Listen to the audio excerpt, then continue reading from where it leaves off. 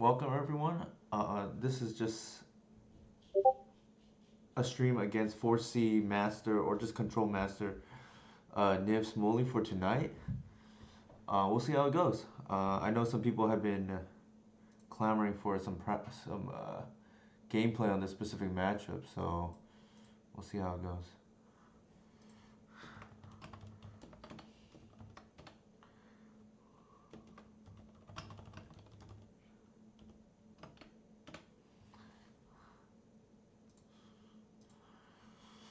Um, Unkeepable hand regardless of matchup. Mulligan.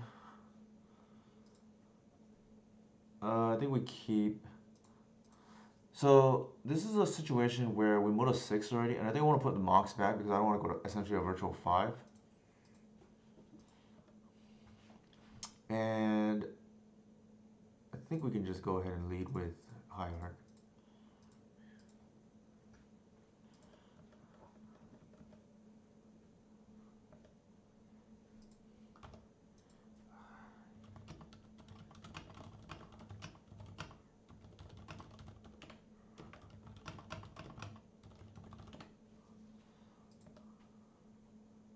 Oof, that is not what I want to see.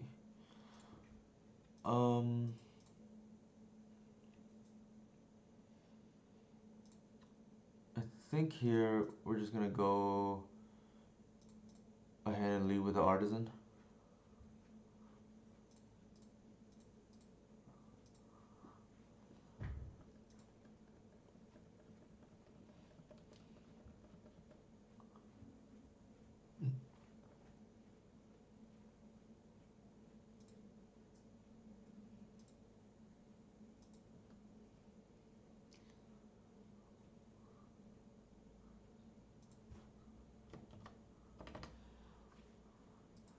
Leyline Binding. Okay, interesting. I think, yeah, that's pretty common in Niv's list, but I don't remember.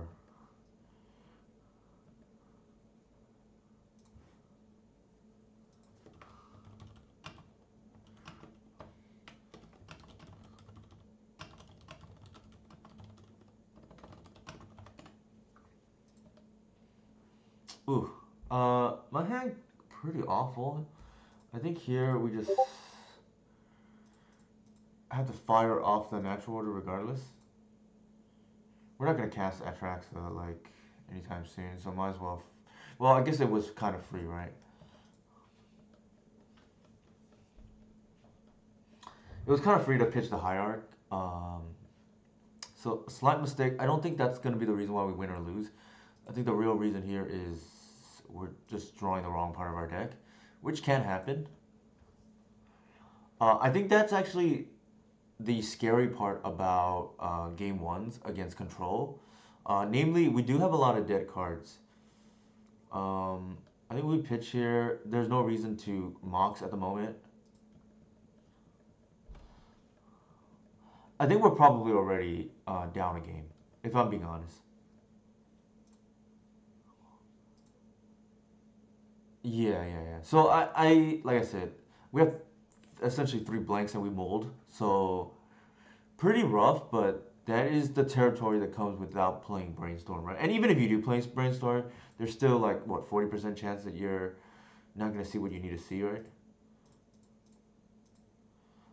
This might, I was gonna say, it might draw a force. We do have one Haymaker post board in this matchup, which is the Godok Teague. I think Niv may even expect that. Like, it's not uncommon, I guess.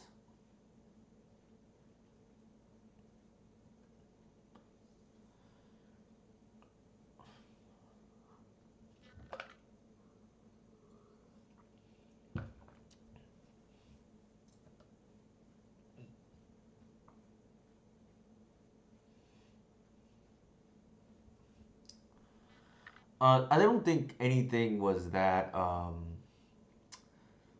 tough of a call at the moment so far. I think our lines were pretty straightforward, and we just kind of drew the wrong part of our deck. It is one. I guess we'll bash and see what happens. I do think the game is probably already over. Because this is just a disaster, right? Like, and also I want to point out, even if this was a land, I don't think that really changes anything. This might get forced if he has it, only because the ring is out.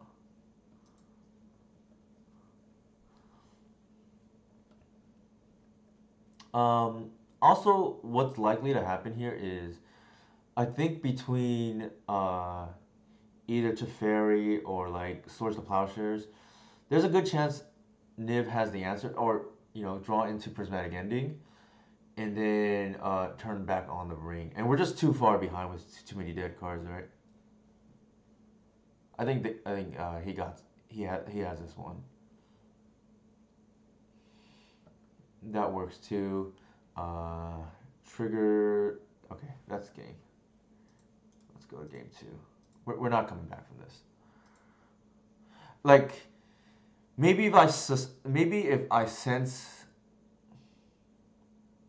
if control powers come back big, does it change my build a bit? It probably does, Mark. Only because the way our build is constructed at the moment is we have just so many dead cards, like game one against control.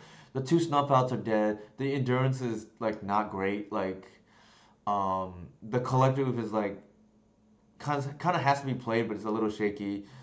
So really, yeah, like four dead cards game one, and maybe I just like reduce the number of game one dead cards. So let's just cut this.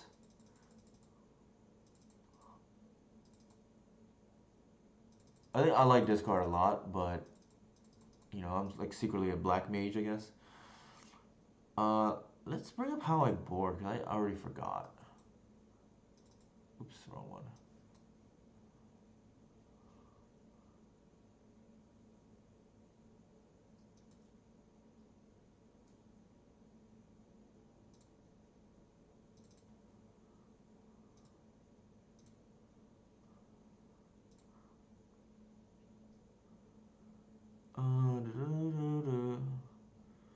Looks like I take out the bog. Just trying to figure out what the last card was, and it's the idea is I just don't want to. I guess I'm not respecting the euro, right? Like I can deal with it with Gris if need be. That could be a deck building mistake, and maybe I need a remap so the bog stays in. But for now, at least. I don't love this personally. It's a little bit reactive.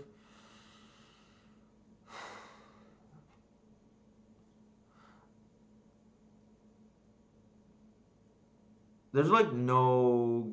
I don't know if I want three discard spells. That's like kind of awful.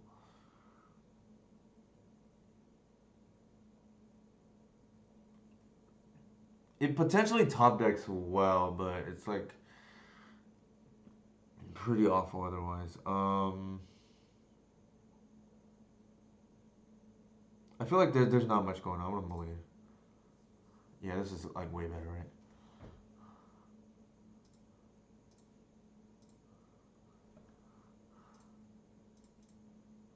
If it was two, I'd probably keep. It's way too, I think, reactive. It gets punished by like an Earl hand from Niv.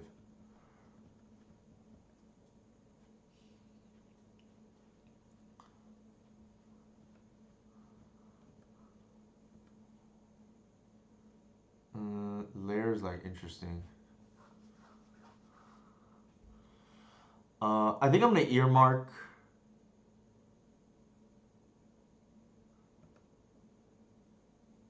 I think I'm gonna earmark the Green Suns for Gris later on.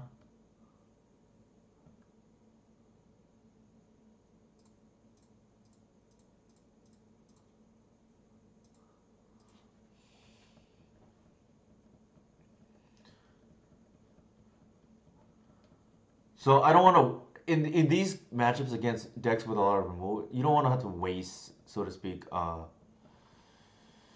your Green Suns on ramp and then flood later. And I think I'm gonna hit land drops naturally already, so I think this is the mistake that a lot of players make against DNC for what it's worth. I think we're slamming Green Sun for three here.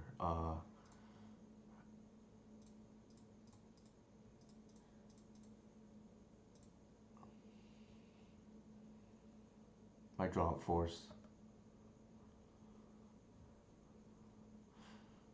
The reason why like there's no point of green sun for one is because sometimes they just don't have the thing and you're just down a card for no reason. They might just draw up force, yeah. So I think here the same thing, right? Like we're just gonna try to just slam bombs. It could be a Teferi here. I think that's okay.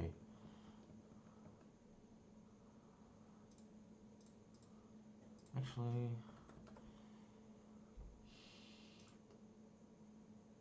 I think that's fine.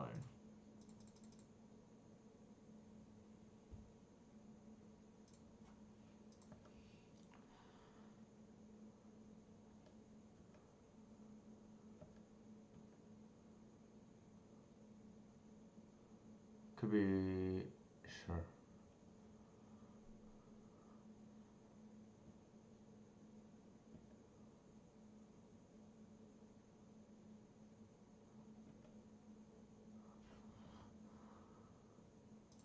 The Earl here is kind of problematic, especially without.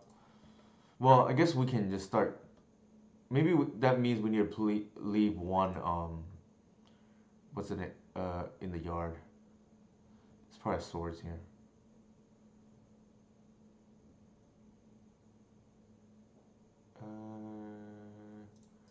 Sure.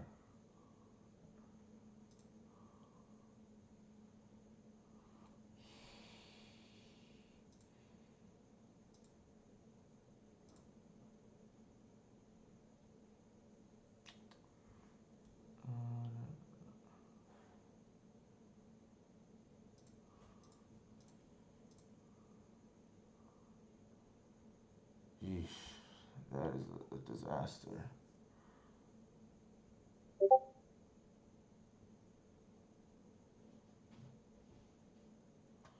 There's an Earl coming down. I think we have to get a Reclaimer here.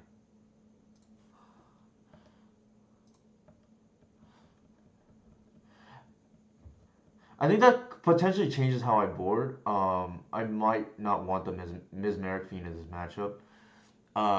Given that I kind of want to keep a bog, and I'm already like wasting a slot, so like the mapping is a little off.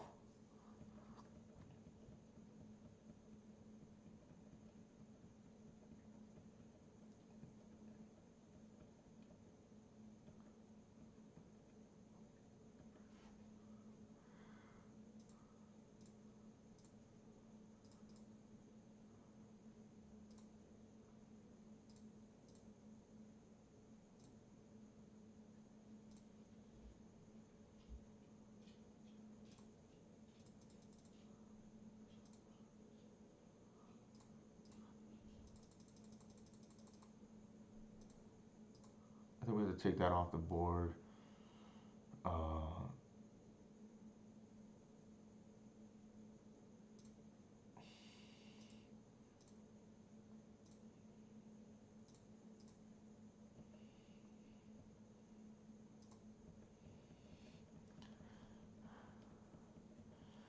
Actually, that you bring up a good point, Straz. That I actually misboarded. I was supposed to board out the Chromox. I didn't look carefully at my boarding pattern, and that's my own fault for being a little rusty.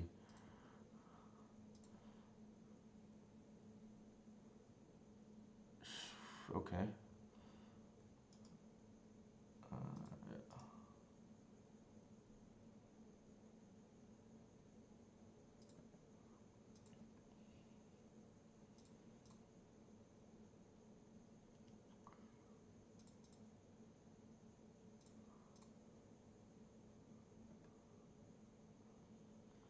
Yeesh. I think we have to take the dress down.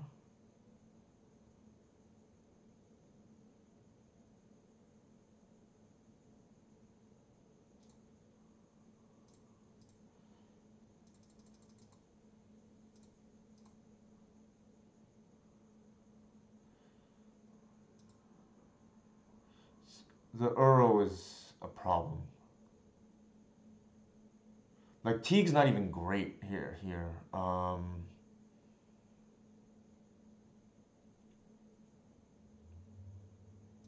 I think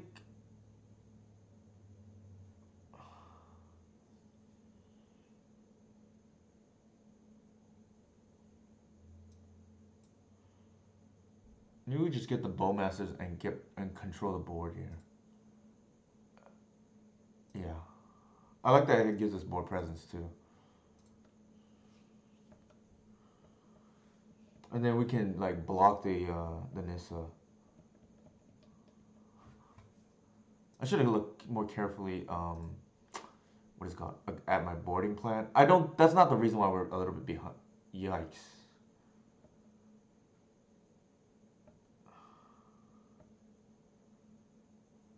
Well, that was kind of brutal. I didn't think they played Kozilek's Return in the sideboard too, but um, maybe that's something to be aware of in the future. I think we just have to bash. The game is probably already out of reach here.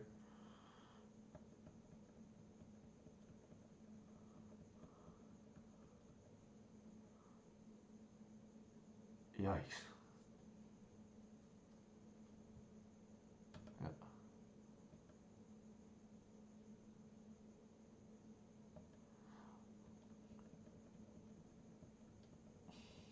I think he's got this game, match one here. We can discuss his list afterwards too. I don't know what is stock and what's not. Obviously, Up the Beanstalk is pretty popular at the moment, but let's see what we draw. All right. Given this in hand, we're probably just dead. But I guess we can play out a few more turns. Let me look at my board again. My sideboard plan again. I'm F6 for a second. Yeah, so I do take that out. I keep, looks like the bog in. I keep one endurance in. So that makes sense, right? Like I was wondering why my mapping was off. But I think that probably fixes Niv's draws there, and I think we're just falling behind now this Earl. I think once he sticks the Earl, we're gonna pack it up.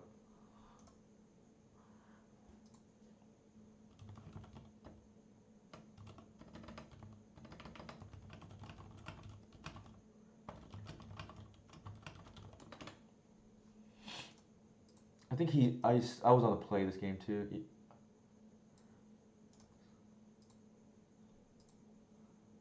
Yeah. All right, play lobby. Oops, wrong one. Let's go ahead and challenge Niv again.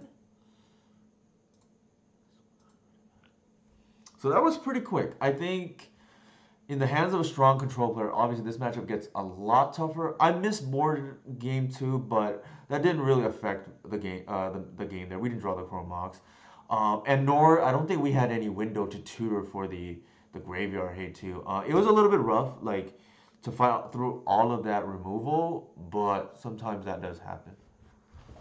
I can get Niv's perspective on this too afterwards. But obviously Niv is a great player, so him kicking my butt is no surprise.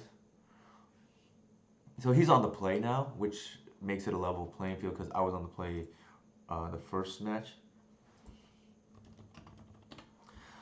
I think we keep this.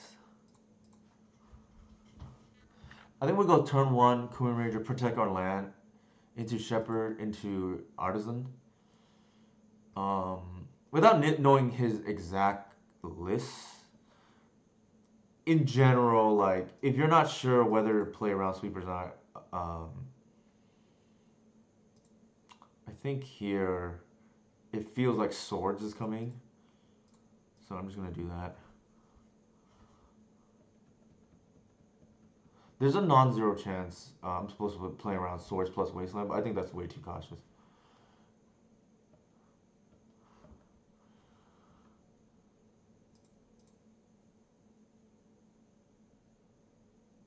I don't think I'm supposed to attack into open mana because Snapcaster is a disaster.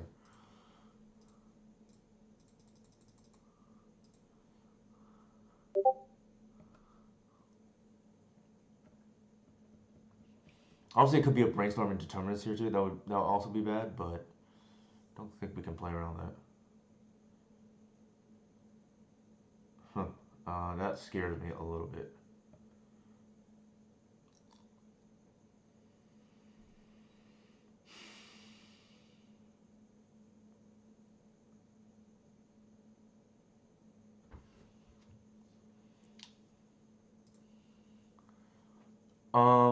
It sort.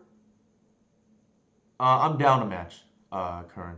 It sort of feels like there's something, terminus or something going on here. I think this. Well, okay. How scared do I want to play? Maybe not too scared.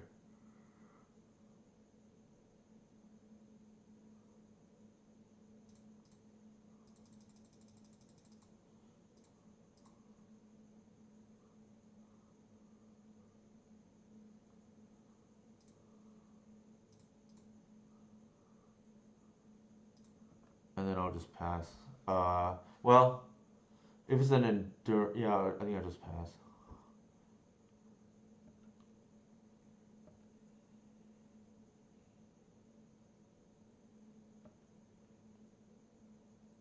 If it feels like this could be a supreme verdict, but I don't know. Okay, interesting. I would not have thought like that was a line here. I think I'm gonna Traxa here.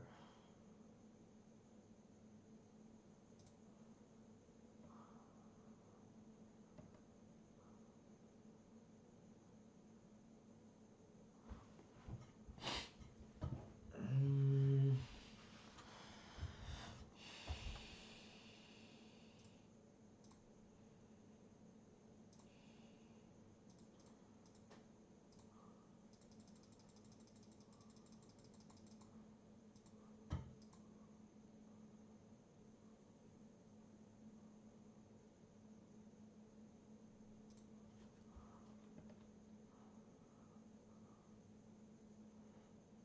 So I think the line here is like cradle into lock out the ring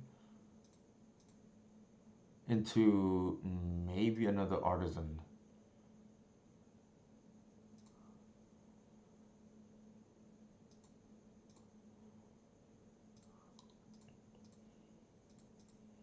Obviously, if they have supreme, it's pretty bad. But like, what can you do, right?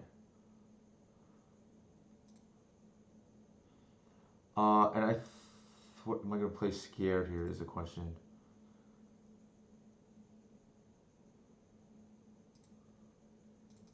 I think there's no point of playing more to the board here. I think I pitch the arbor in case of sweep somehow and get a lair and then pass.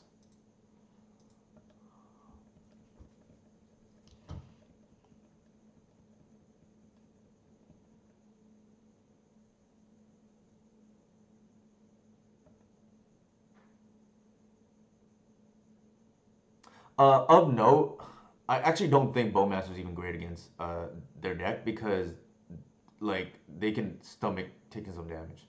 Like I feel like too many players, and Niv I don't think is one of them, who are essentially treats Bowmasters as a Spirit 11 when you can just eat the damage sometimes.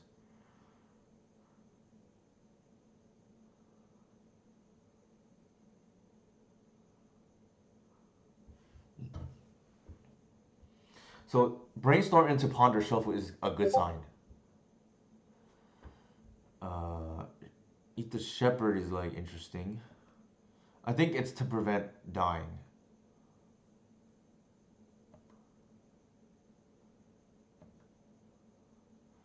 So here we got five. We don't have a second Shepherd, which is a little bit awkward.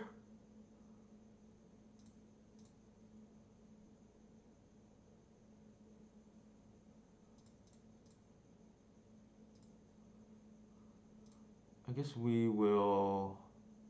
The safe thing to do is, well, we can just do this and see what happens.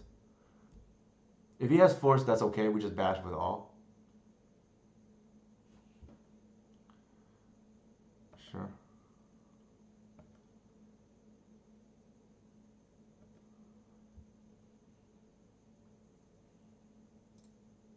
And then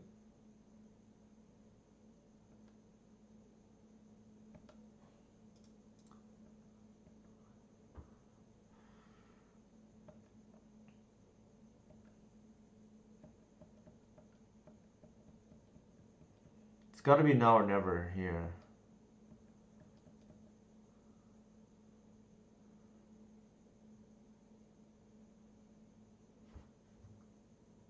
Sure.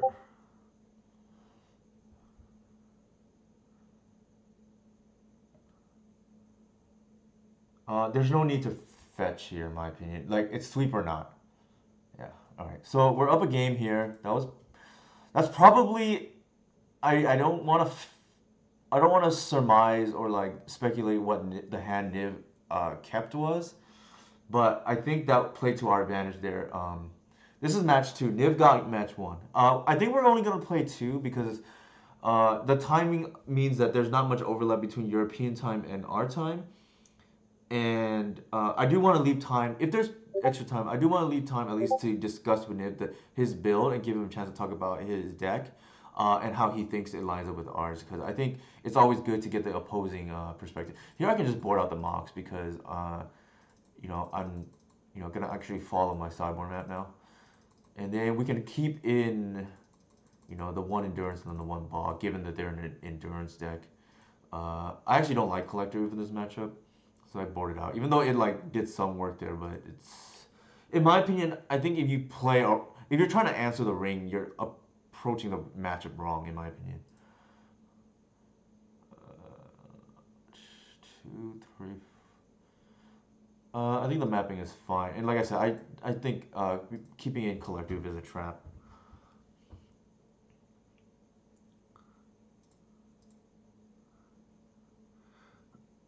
This is like a 5 land hand already. I think we just ship this back.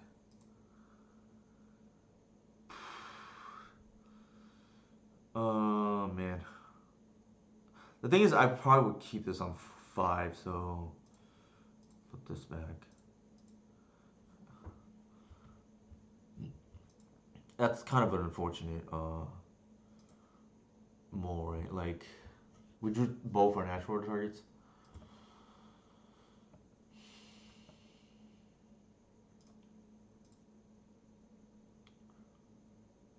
I think we take the Bowmasters here. Do I want to do that? Yeah, I think so.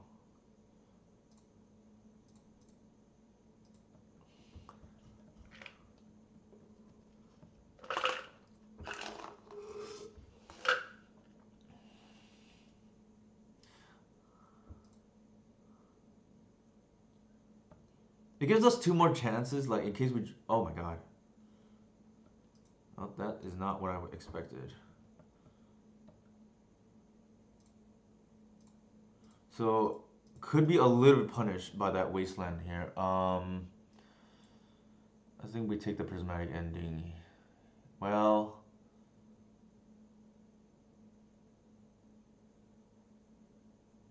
do I want to give? Yeah, I think we take the ending. Now I like really regret not keeping the second land, right?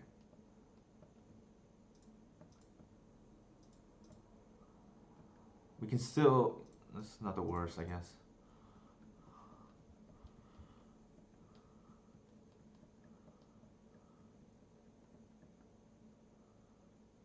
We're gonna need a fade a turn. That's good. Mm, I think we don't play around removal here.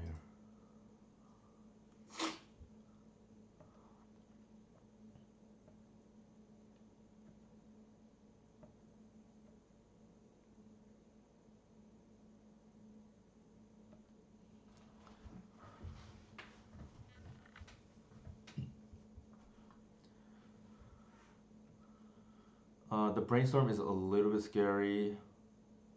The question here is like, do we want to see a land or not? I think we do, so I'm not gonna fetch.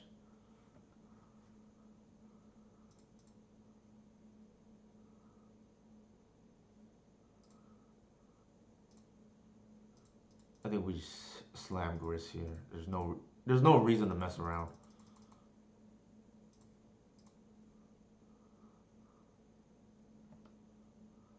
It's probably Containment Priest. Yeah.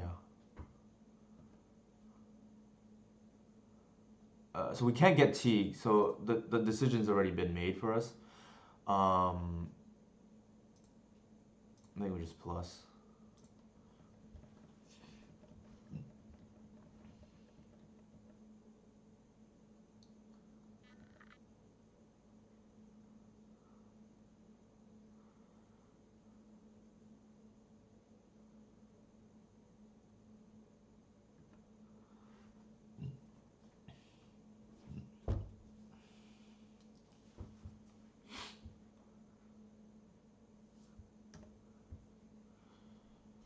I think no blocks here.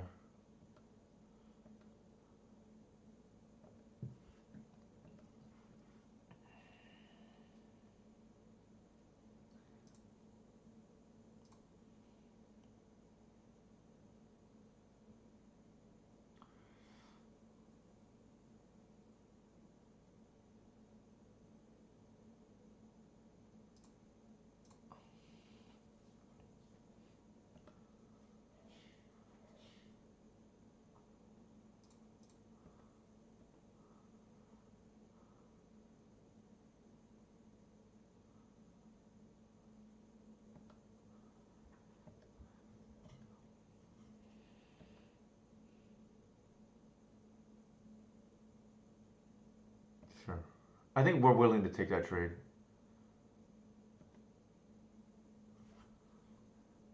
It's a 2 for 2. Don't mind that. Because I think the assumption is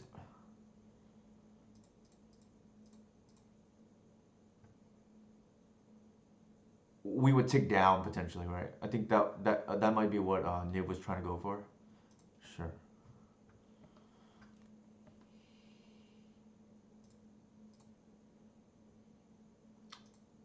I think we slam this.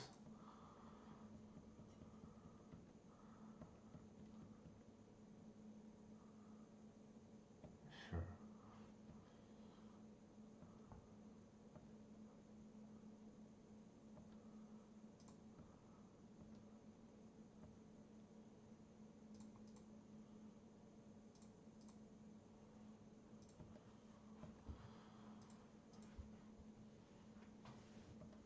I don't think Niv's played the Lorien revealed yet, but I could be wrong.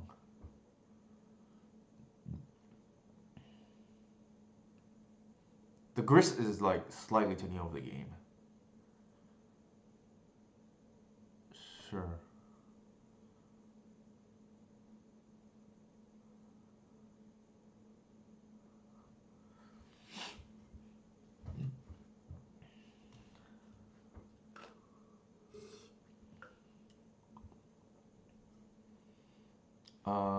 Chooses green. What? Oh, I see. Targeting the pending. Okay.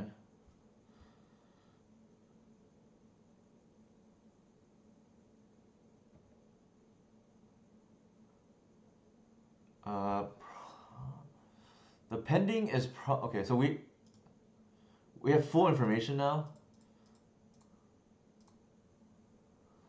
I think the pending is just to hit the grist, right?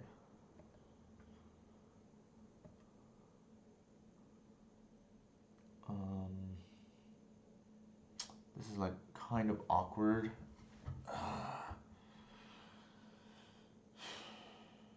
If we attack all, we can tick down, and I think that might be lethal. I think we have lethal on board.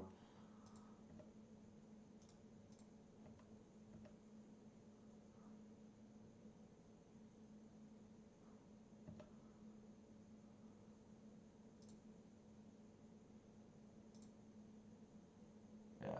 Okay.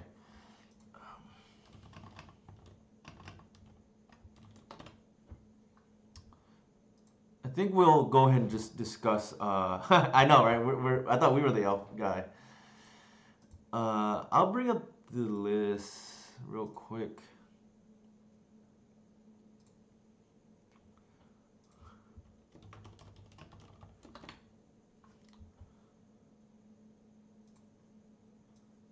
Oops.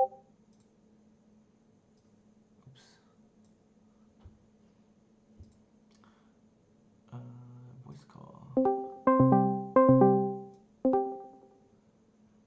Hey, Niv. Okay, let me. I might not be able to hear him. Let me check my settings. Can you hear me well? Oh yeah, okay. I can hear you now. I think something changed. Can you hear me? Yeah, I can hear you great. So it's my pleasure to introduce you. I'm like streaming at the moment. I think you're aware of that, but it's a pleasure to introduce you, Niv, to the audience. And if you want, we can field questions from Twitch chat. I'll send you the link right now. Just Yeah, I actually joined now, so okay, awesome. Thank you for yeah. doing this. For those who don't know, Niv woke up early over. I think you're over there in Israel, right? Yeah.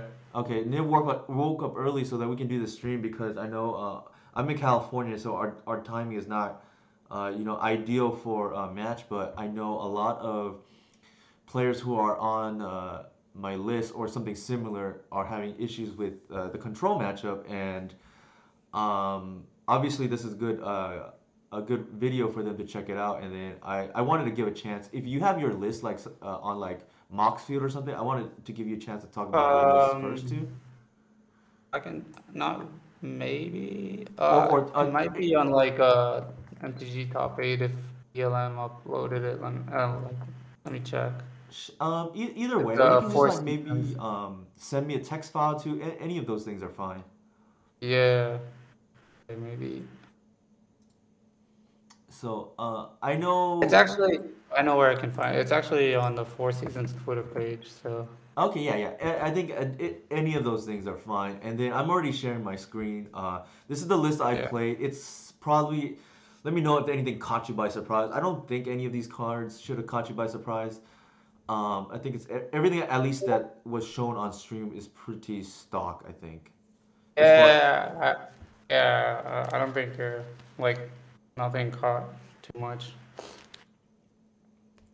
And then I guess while we're waiting for that, I'm gonna go ahead and get some water. But then, Yeah, if sure, chat sure. can leave, some questions here. Obviously, we're gonna start with Nib's list before jumping into mine. Because mine, I think there's like a terrace under there in my list, but I didn't board it in, so I don't think it makes a difference. And then everything else is anybody who's been following Okay. me or I'll you're just post you're my list in chat and that's it. okay, perfect. Okay, I will bring that up and here it is. So Twitter. Yeah, I posted it. All right. Here's the list. Did you play this exact list right now? Yeah. Okay. I guess we'll start with this. I am, probably of all the legacy decks out there or the archetypes, I will admit like blue white tundra control is probably where I am weakest. Like I typically do better with like tap out decks and I'm in no like if anything the only tap out the only blue control decks I have more knowledge with is probably like these Grixis type decks that tap out for discard, but I think my Yeah. limited sample size with Tundra is like you know playing miracles here and there for fun. But do you want to talk about some of the card choices, Niv? I'll leave the floor to you. Yeah, sure, sure. Like I think the biggest difference in my list and against other lists is the Nissa and Omnath package. I'm pretty sure nobody else plays that. The rest is pretty stock, I would say, like Forces, Dress Downs, Brainstorm Ponder, Swords, Terminus. Forza Lingus is a new addition that Mm-hmm. probably everybody plays by now. Mm-hmm. So, and Uro, obviously. So, I think the biggest difference is Nissa Omnath. I haven't had the chance to play with Beanstalk yet. I know that's the new hot stuff on Right. Legacy now. Can I think it's good, but I'm not a fan. So, Gotcha. I guess two questions based on that. The first one is, and like I said, I think to really understand how to play a matchup, whether you're favored or not, you have to kind of like understand what your opponent is doing if you're playing an interactive deck. So number one, what is the logic behind the Nissa Omnath package? So it seems like sometimes you tutor, you know, I think Earl's a giant, so you're guaranteed to hit the Omnath, right? If I understand correctly. Yeah, there's only one target. Okay, so and then the I guess the part B of that question is, um, shoot, I just had this off the tip of my tongue. It was related to that. You had mentioned something earlier that the difference was the Nissa, and then they have something else, not Beanstalk, but Well, they usually, I don't know, they have maybe another ring or like Minskin or more interaction. I don't know.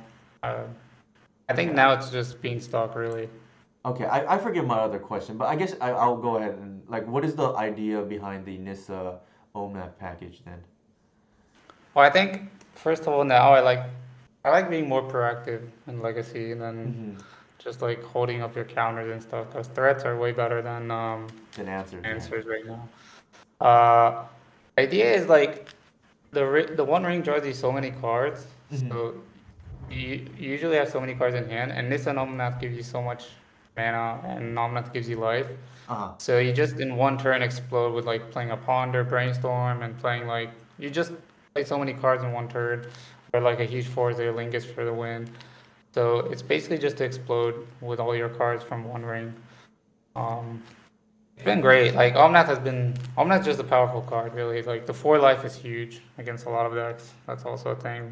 Okay, I think if I'm understanding your logic correctly, you kind of see the Nissa slash OMAP package as a way to close out the match a lot quicker. Is that accurate? Yeah, or like just lets you use your cards basically that you draw from One Ring. Mm-hmm, mm-hmm. I think I see two Terminus and one Kozilek's return. Do you want to talk about the split? And I am guessing the Lavinia is because of these like creative techniques or Mind's Desire slash Beseech decks, right? Yeah, basically, yeah, Lavinia is basically against the new rise of all the combo decks. Mm-hmm. It's also randomly nice against Rhinos. That's been popping up here and there. But yeah, Lavinia's against that. Terminus Kozilek's return. Well, Kozilek's return is probably the last sideboard slot, and the idea is Terminus is hard to set up against Battlemaster because like brainstorming it back to top is painful. But sometimes you do that. I've done that multiple times. So Kozilek's return is a nice sweeper against the Battlemaster. Mm-hmm. Basically, I think that was my theory behind it. But it can easily be cut for whatever anti-creature card.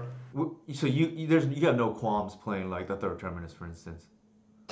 Nah, that's fine, yeah. Or like, I know some people play Cast into Fire, the Okay. Pinger 1/1, but I don't like that card. I think it's Too narrow, too right? underwhelming. Yeah, I think I like a lot about like how you built your deck. I know it's 4 colors, and I get nervous whenever I play even more than two, personally. But it seems like your mana base is pretty solid. I see the one basic island. It in your opinion, would you say this deck is soft to Blood Moon or no? Well, the one basic island is the reason that I think it's okay against Blood Moon, because you can get it with the Lore Revealed or early fetch, and then you have a Hydroblast in Gotcha, the gotcha. sideboard. Makes Yeah, sense. sure. Certainly Blood Moon is, those kind of effects are the pain of the deck. Also, Kozilek's return kills Magus of the Moon, which is nice. Yes, yes. Um, that's another reason to play it, Hmm. which has come up a lot. So certainly those cards are the best against you, but I mean you're not stone cold to them, which I liked. You mean to Also Terminus as Nissa and Omnath help. Well, Nissa especially, Omnath is hard to cast, but if you get yeah. Nissa on board, you can like get the island and then play the island, get a white source Hmm. from Nissa, then you have 3 mana, 3 colored mana for prismatic ending, so Uh, that's also something. Actually, that gets me to another question that I'm sure control enthusiasts out there will ask. I know Pyroblast has been like a pillar of cyborg cards ever since as far as I can remember for Legacy. But there's like running notions out there that I've seen on Twitter that say maybe this is the weakest Pyroblast has been in a while. Do you subscribe to that, or do you think that's a little overblown?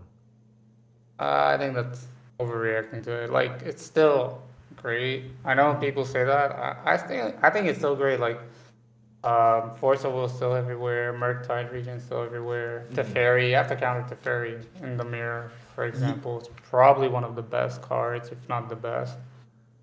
So I still think it's really important.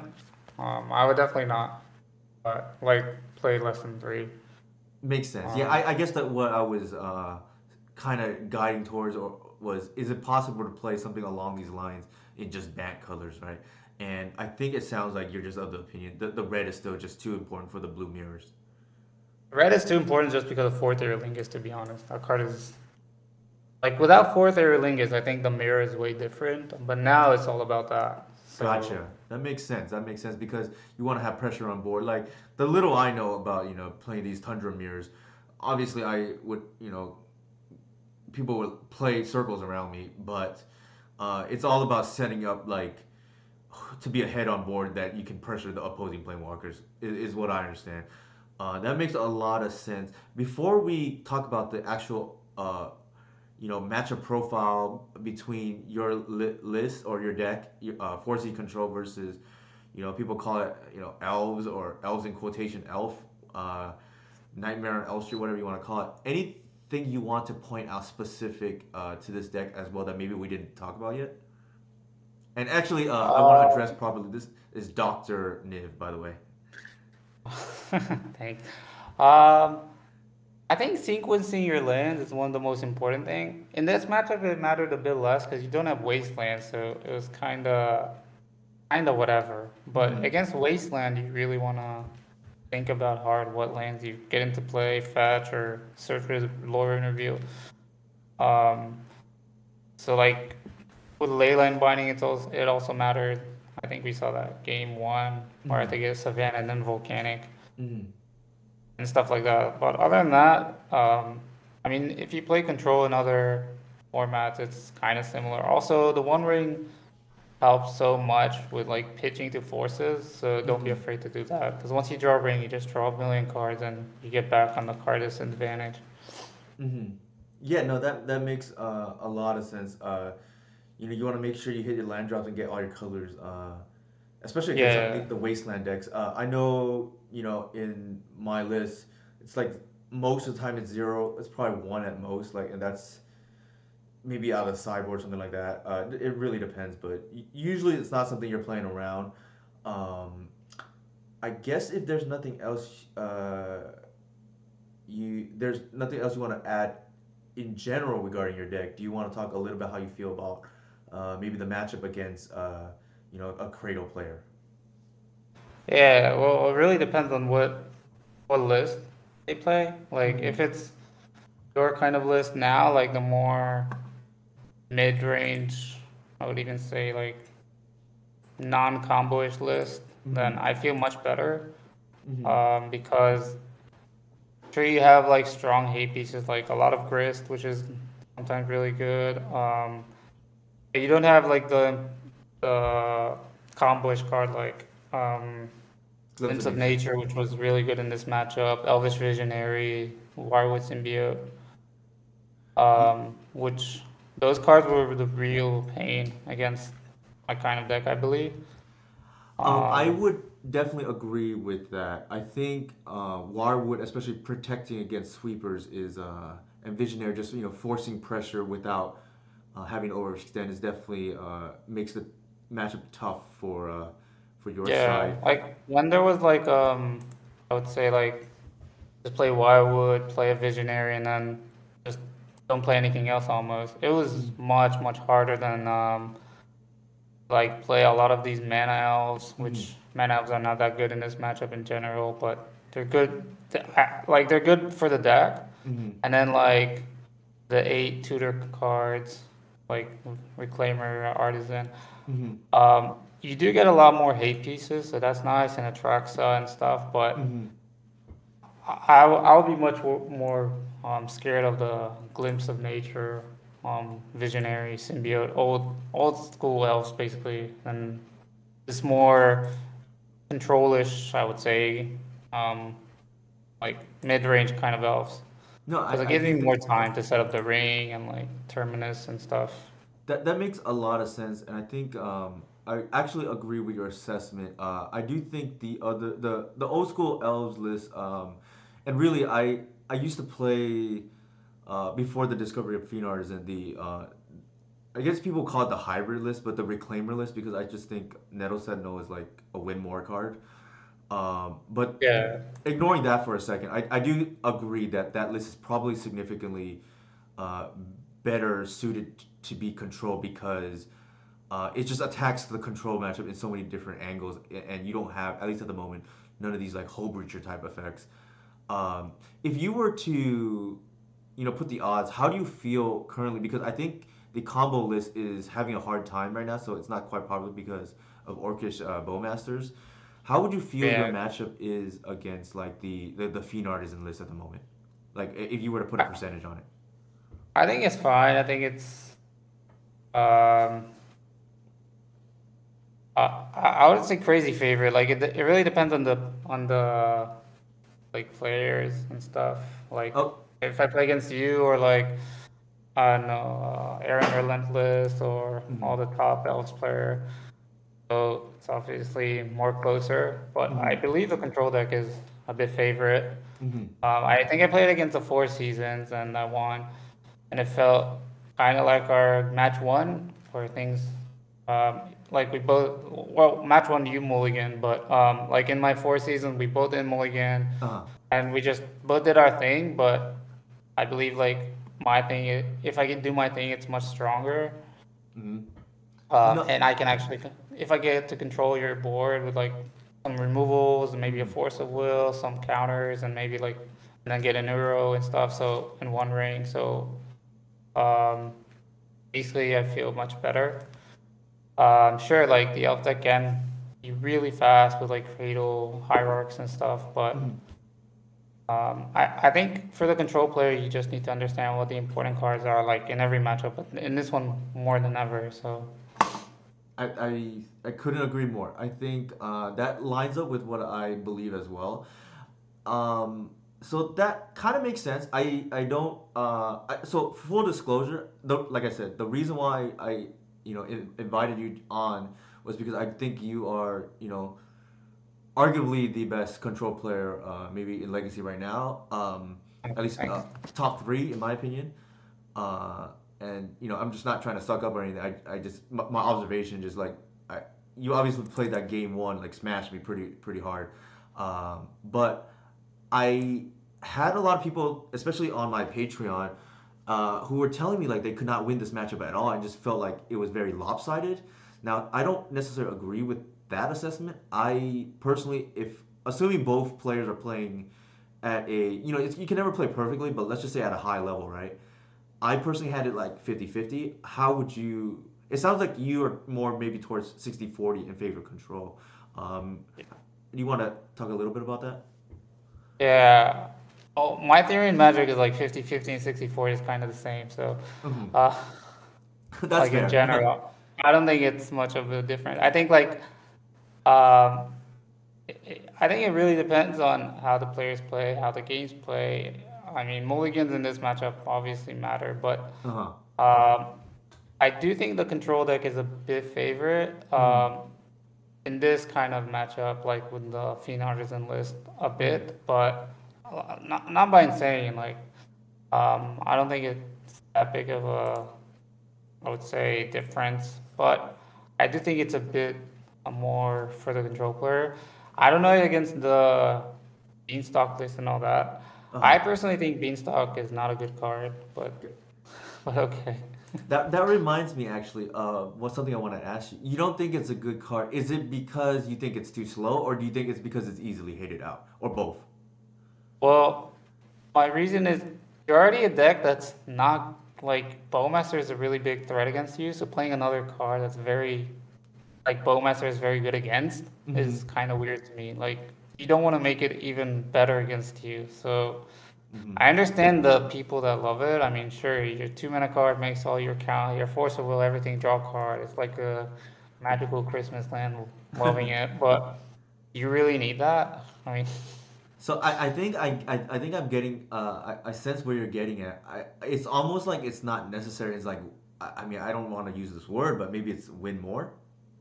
Yeah, it's definitely. I feel like it's not only win more, but sometimes lose more because if they have a bowmaster, because beanstalk is not a you may, you have to draw, so it's really really bad against bowmaster. Yeah, yeah, yeah. That makes sense. That makes sense. It And kind of like reminds me of if like, hull breacher becomes popular and stuff like that, I don't know. yeah, I think that makes a lot of sense because I see it kind of follows in how I build my if you want to call it elves, it's only playing like six elves at the moment, right? In the 75, but it kind of reminds me of how I build my list in the sense that I don't want to lose to certain cards even more. So like for instance, a card that can be problematic for my list is maybe like a Grafdigger's Cage or Opposition Agent. Yeah, Um, Agent is really tough because the whole deck is like the consistency is built around tutors, so it's hard to get around that.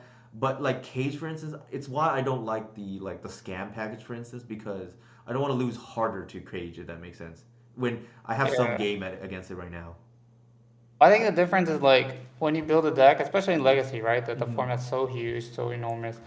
Like I I don't think Cage and Opposition Agent are that much played, but Battlemeister, I think in my Mm-hmm. 13 rounds or whatever of Legacy in four seasons, I played against it almost every round.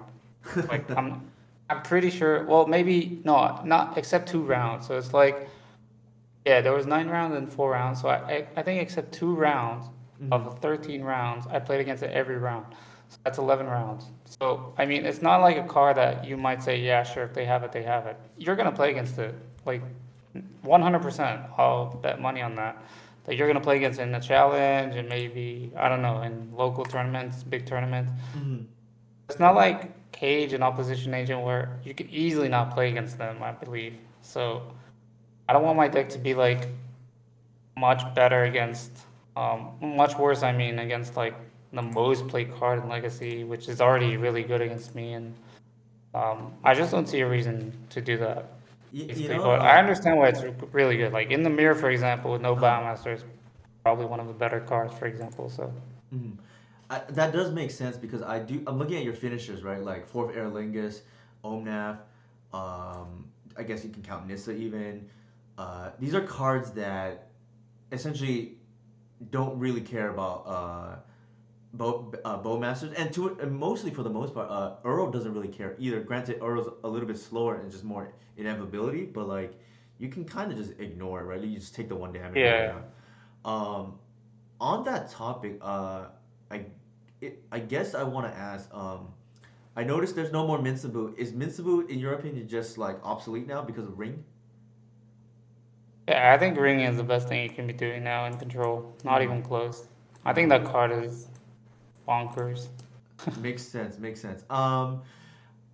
I guess before we jump into my list a little bit and what you from your perspective, do you want to talk about in your opinion what you think are the strongest cards in the matchup? I know personally, dress down is like very annoying for me. I think obviously terminus into like ring or some other bomb is always been scary for any mid range or aggro deck. But anything you want to maybe highlight that maybe the audience may not be as aware about, maybe.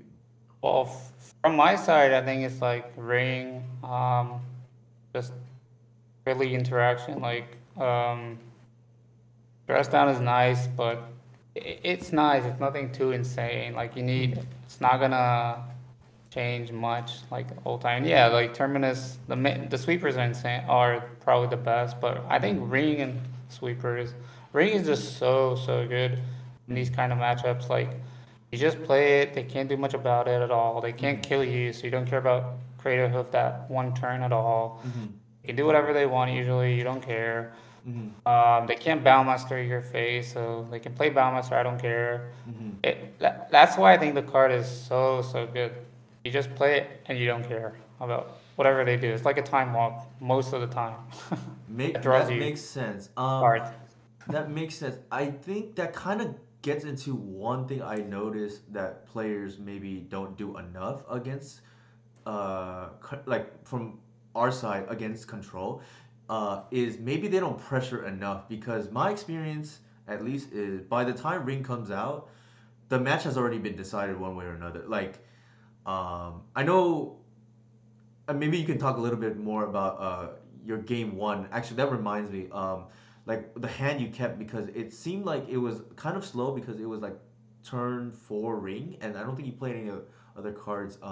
Do you want to talk a little bit about like what you think the mistakes some of your opponents make against you? Like, what are the most common mistakes, and maybe in particular about that game one that we had, which was, from my perspective, at least a little strange.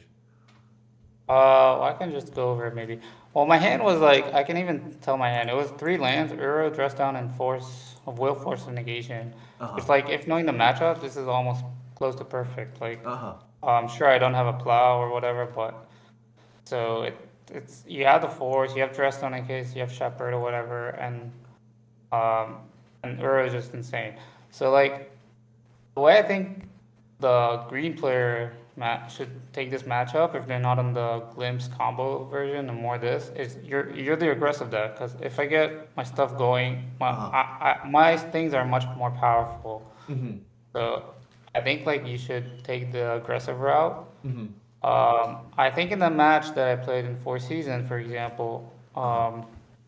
my opponent was very scared with his cards, so he Mm-hmm. kept Not pressuring them. uh, like Shepherd for this one big turn, and also keeping stuff is not great because I mean I can draw dress down for the Shepherd, plow, and then force whatever you want to resolve and stuff like that. Um, I mean you should just jam a lot of the times, in my opinion, like make them have it basically. So I'm glad you said that actually because I'm not sure if you're aware. Probably I'm assuming not, but I actually told my patrons. To me, the most common mistake I made. There's two, I guess, right? One is like playing too scared. Like sometimes your hand just dictates committing to the board, and you lose to a sweeper, so be it. That's number one. I think number two, and this guy has more to do with like sideboarding. I think the because the way my deck is constructed, which is it's more of a it's not even a mid-range deck. I would say it's more of a prison deck a lot of times, and so it's just trying to control like the tempo player, trying to control the combo player, and then when you get into this matchup against control, I don't think they realize their role a lot of times that they're supposed to be the aggressor. Like the famous who's the beatdown article, right? And I Yeah. think I think they don't pressure. It's like related to number one where they're playing a little bit too reactively, and it sounds like you also agree that when in doubt, just jam, right? Yeah, for sure. I think that's really important. Okay, I think if there's nothing else to add, I'm gonna go ahead and bring up my list, and then you can kind of comment on some of the cards that you think are like are the scariest, maybe. How does that sound? Yeah, sure, sure. Okay, so here's my list. Can you see my screen? Actually, let me share it via Discord, so that's quicker.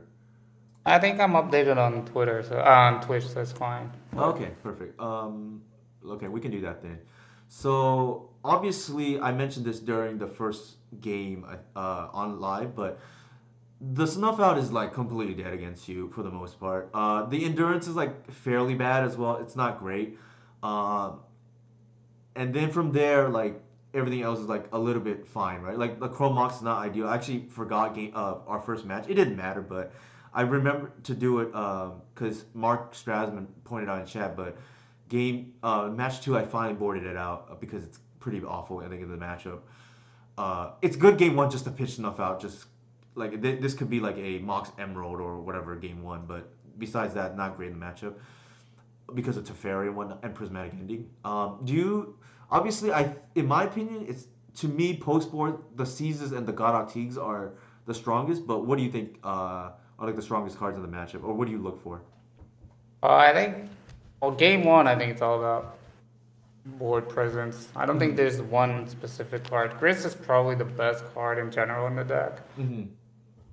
In the whole 75 even, I think, because it gives you free value. It's kind of annoying to deal with. Mm-hmm. I would probably take Grist, and then like Artisan Reclaimer are good cards, but like it's all about Grist, I think. And then Post Cybergetic is probably the number one card I would be worried about, especially now when um, there's much less, I would say, routes like solutions to it. But Hmm. I don't know, it's kind of close. Um, I would say probably Gris and Galactique for sure. Makes sense. Yeah, I think you have only swords and Teferi. I'm not even sure you like maybe even board out some Teferi. I don't know, but those are the only outs I think to Galactique and I guess Sanctuary I've for. caused Alex for sure too. Yeah. Okay, Kozak's return as well.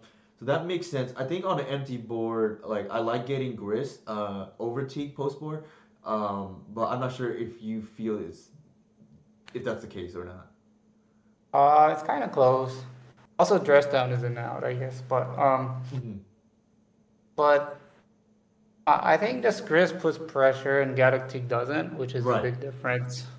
Like Galactic eventually is a 2/2 race, so I can still Uro, I can still like dirtle around, play my Ponder brainstorms and stuff in kind of quiet mode. Hmm. As Gris puts a lot of pressure because even if you don't have the Cradle, I know it's like, oh yeah, like Gris going, so Cradle will just randomly win the game out of nowhere and stuff. Right, Whereas and the with ultimate Galactic, it's actually. kind of awkward. Also, Galactic, I know it stops your Zenith in natural order, which is big. Hmm. Um, Yeah, Grist, so it the also, ultimate was like relevant. That's that last game we played there, which it yeah. can be, but usually it's not. Usually it's just a plus. It's just so annoying for on your side. I'm assuming. So I think Gris is just the best card because it puts everything. It like connects your deck. It puts pressure. It ramps you with Cradle. Whereas Galactic it's really a good hate piece, but it slows you down. So that's gives me time sometimes to find the stuff going, or just play like Omnath or Hmm. Uro and stuff. So it's kind of close which one.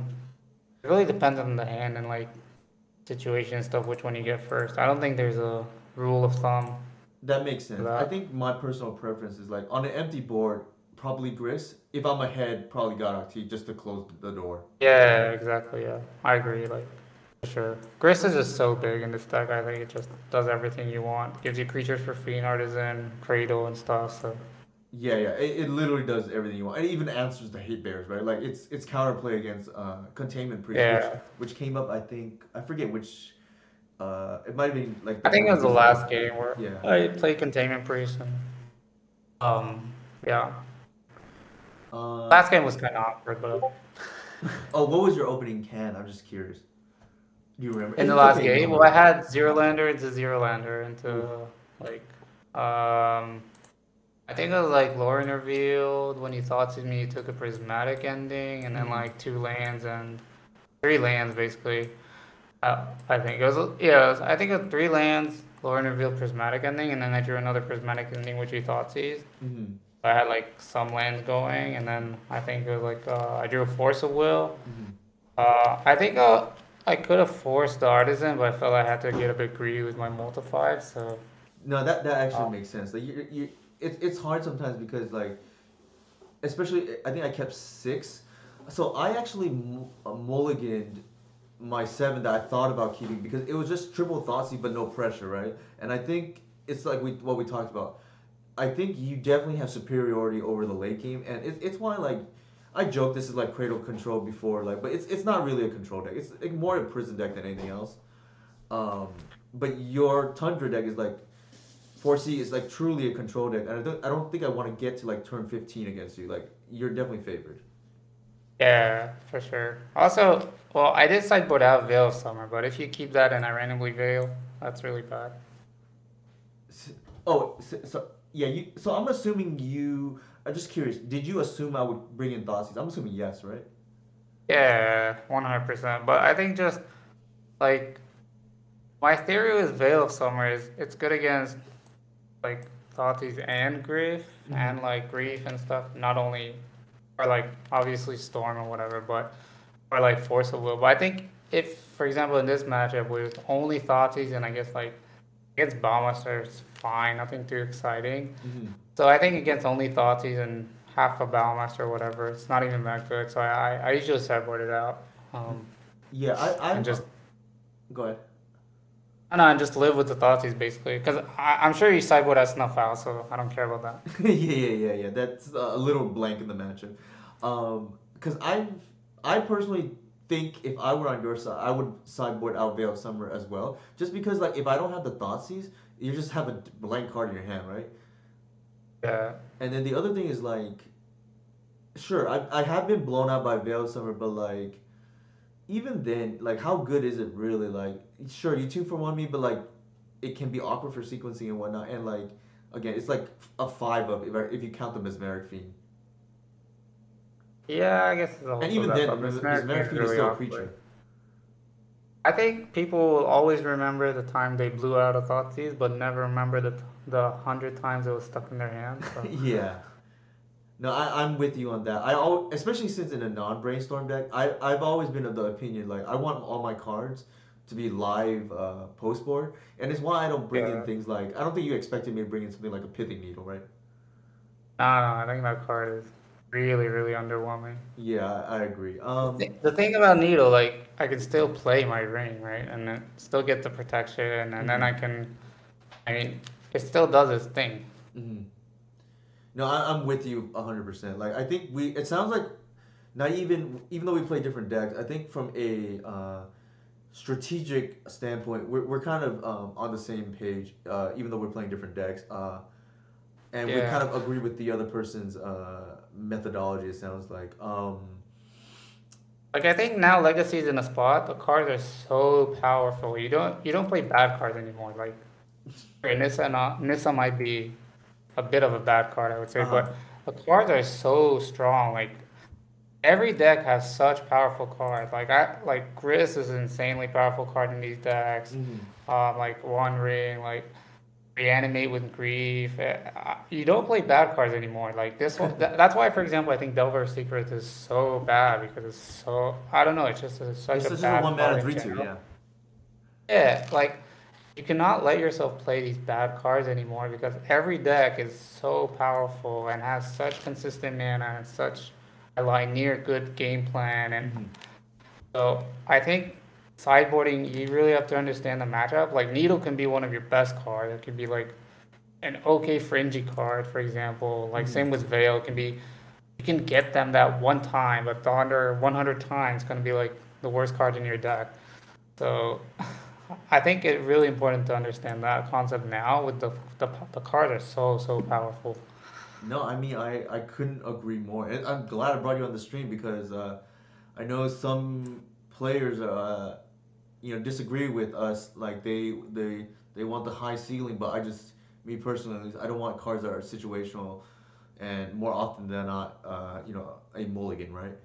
Um, Yeah, for sure. That's the thing. Like, um, they just have to understand how much time, how many percentage is going to be really bad, and how many mhm. percent is going to be good. I would say, but Right, and if it's um, good, it better win the game, right? If it's most of the time yeah, bad. exactly. So, When do you like Needle? That's interesting because I haven't seen that card anywhere else. I think. oh, so that I was gonna ask, I was gonna leave the floor to you to ask me any questions you want regarding this build because I do know I secretly am trying to recruit you obviously to play Credo deck, at least if nothing else for fun. Um, but Well, it's definitely a deck I like. I used to play a rock. I used to play the rock and extended way back in the day. So I would say this deck is probably the closest thing we've ever had in like maybe yeah, 15, 20 years to the Rock because the play style is it's like almost a prison combo deck, right? Like you have the over yeah, the top natural order for Atraxa, which is like the priority number one, and then Hoof is almost like a necessary evil at this point. But the needle is specifically because uh, in my experiences, and it seems to be aligned with some others. Generally, I feel pretty good. Like I know non-blue decks get a bad rep for combo matchups. I actually feel pretty good against combo with this list. Uh, but one thing I did notice was a hole in our deck was the Merit Lage matchups, and oh the needle is like for those matchups because it was pretty much cold to a fast Merit Lage before, and like I didn't feel to at least for me, I really value being able to cast my cards on time and consistently.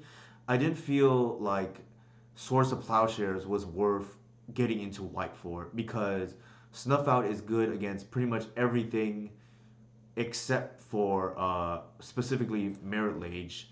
And even then, it's like Snuff Out can be really good against still Green White Depths because it hits Knight of the Reliquary. But specifically, it just doesn't stop Merit Lage and it doesn't stop, which, and this is a little bit more common now, but like opposition agent out of like the mono black deck. But I think that's just too narrow. I'd rather have like the consistent mana base, and not to mention Snuff Out is just insane against a lot of these creature decks. Uh, it's the reason why I feel actually okay against Initiative, but to answer your short question, I think Needle is good against Merit Lage and has a lot of anti combo applications. Yeah, that's fair. Like that's interesting. Do you still like snuff out in a world of blue black? So that's a great question. I get I get asked this a lot because people will say, "Why are you still playing Snuff Out in a metagame that's dominated by blue black?" The low key secret is I actually don't think we care that much about Bowmasters because in case it wasn't obvious, like this deck doesn't draw cards, so sure, Yeah, Bowmaster I comes think in and Bowmaster is bad against it. yeah, I think Bowmasters is not dead but pretty mediocre if that makes sense. Like Yeah, you're I spending think the two. card that I would be worried is the troll, basically. So I'm glad you asked that. So Bowmasters, yeah, it's mediocre against me because you're spending 2 mana to kill a 1 mana thing, and usually late in the game, like I don't need mana anymore. But speaking of the troll, the reason why I don't think troll is that bad is because endurance has text against it, right? Like Yeah, most of the time they're not gonna hardcast it. yeah, that's fair. And the other thing Um, about troll is like even if you don't have the endurance when they plan to reanimate or they force your endurance, you still have 8 tutors for grist, or you can just draw grist naturally. So if they have it and I just don't happen to have either the 4 endurance or any of my tutors to answer it, then it's just something I live with. I don't think I'm that soft to troll. I think the bigger issue is something like an opposition agent, which unfortunately there's no clean answer outside of grist at the moment. yeah, that's fair. Yeah. Also, like, I'm going over Aaron Relentless list from the Super Qualifier. I guess you guys talk a lot, right? Um, We do. There was a point where Jurg and I were talking pretty much when he was playing a lot every weekend. I think he's played a lot less now because he just not that there's anything wrong, but like he has more stuff going on in his personal life. I know, shout out to Jurg, but he has a girlfriend, so that takes up time now. uh, Obviously, I do know like he was like taking care of his some family stuff, so and everything's okay. Like I don't want to worry anybody, but so things are okay on that end. But he's definitely busier now, and we definitely consult. Still like I wouldn't say as much as before. Not every week like it was when he was playing a lot, but definitely at least maybe every other week or so on the list. And I'm sure you've noticed like our lists are generally at least so he was on the Glimpse Reclaimer list because it took him a while to get on Artisan, just because it was what he was comfortable with. He didn't have time to put in the reps, so he played something that he, didn't have to practice, for lack of a better term. But when Bowmasters got printed, he knew that, the writing was kind of on the wall for Glimpse of Nature. And right now, I think like his list, the only real difference is he's not on the two Chrome mocks, and I am. But you can see at almost any time he's probably on like 71 or 72 out of the 75 or so. So pretty close still. Um, yeah, I can see like he doesn't have Chromox and he has a cable therapy in the sideboard. yeah. I wonder So like, what do you think about that? Like, um, what's the reason behind Chromox, basically? so I'm glad you asked that because I'm sure a lot of people are curious. And I will answer why he didn't play it as well. The idea behind Chromox is, especially game one, you have a lot of these situational cards. You're almost like pre-boarded, right? Like you have 2 Snuff Outs, 2 Endurance.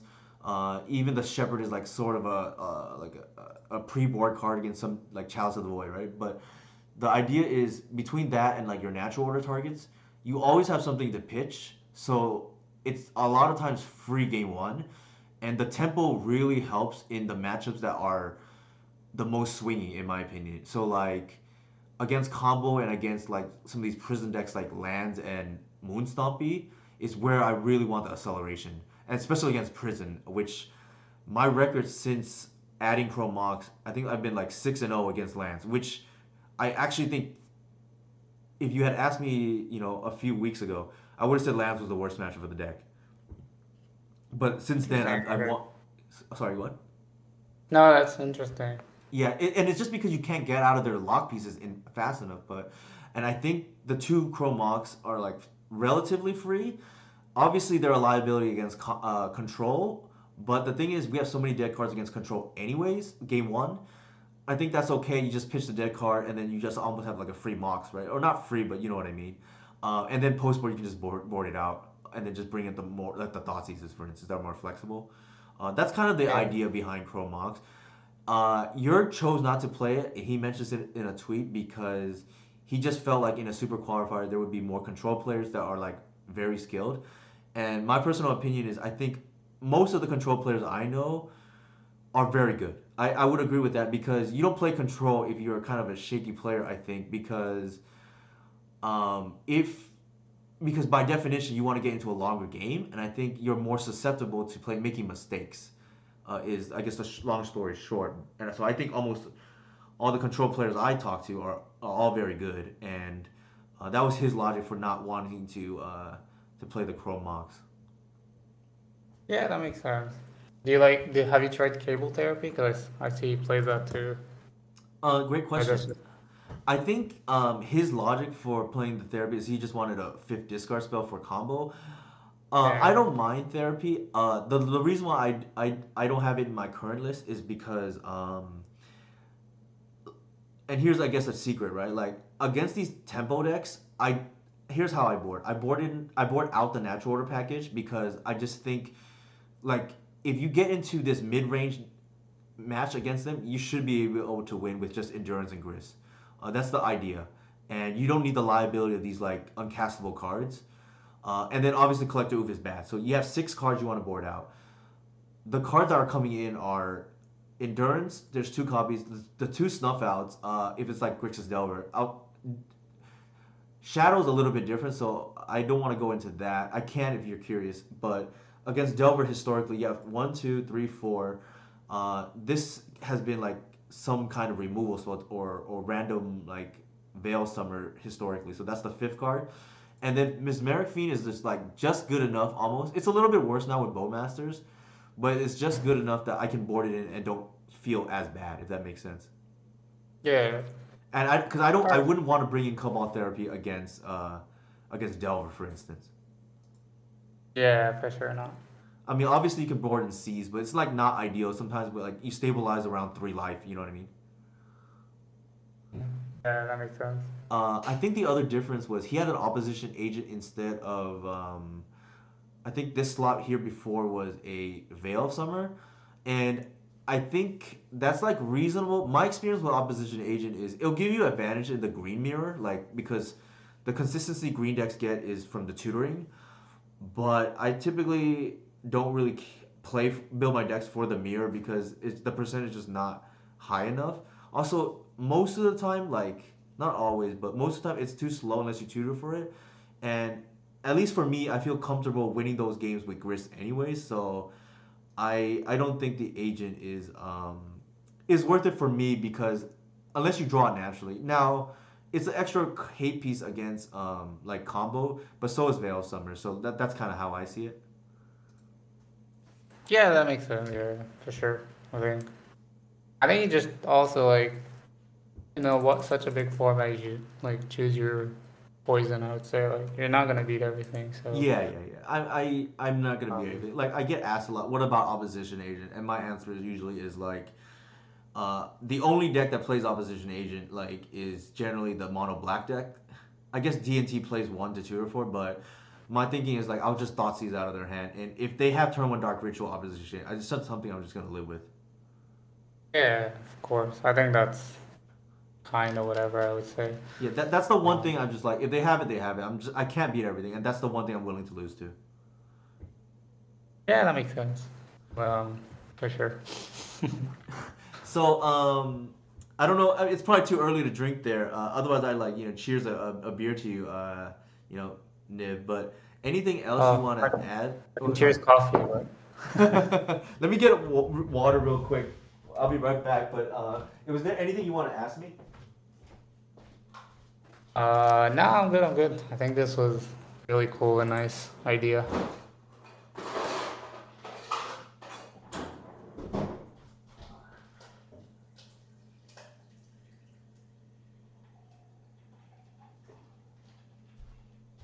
So here, I just refilled my water cup. Cheers. Niv. I actually wanted to do this with. I know we haven't met formally yet, but I'm glad we finally got to stream together. Yeah, Uh, this is great. Great idea for sure. I know. Actually, I do have a few questions for you regarding my list. Yeah, I guess sure. I already. Sorry, go ahead. Yeah, sure, sure. I know we discussed this, and I fully agree. Like legacy decks are just so powerful now. You just don't want to play any bad cards. At least from your side, do you think there are any quote unquote bad cards in this list? Um, well, it's kind of hard, right? Like, for example, Clear and Ranger might be a bit awkward, I think. Like, maybe a bit too cute. Oh, I could see cutting that for another hierarch or stuff, or maybe something like that. Mm-hmm. Um, Other than that, I think it's a really locked up deck. Um, I think I saw some lists with like 3, 4 Gris. I think that's a totally metagame call. Sure, if you're Yeah. gonna play against control every round, you want 4 Gris even, but No, that um, makes complete sense. I fully agree. I think also, so I get asked this question a lot, like, how come I don't play more Grist, right? It's just so powerful against control. My answer is kind of twofold. I think one, there's the control meta share is like typically not too high. Like most people, I feel play like either combo if they're not familiar with the format, or they play some kind of tempo deck because it's more proactive. And me personally, like I feel more comfortable against control than maybe the average, night fiend artisan player, right? Like I know we went 1-1 in our two matches, and I think that's at least for my experience kind of lines up with how I feel about the matchup against a very strong pilot on the other side. And I think most of the control players are obviously very good, but I think I feel okay about the matchup. I'll put it that way.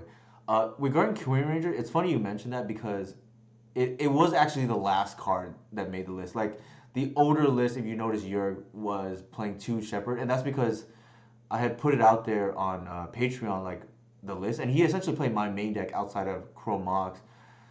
He agreed with the list, and recently I wanted to play Queen Ranger instead of the second Shepherd because I just think it gives a different angle. But it is definitely the last card in the main deck. So your analysis is like spot on.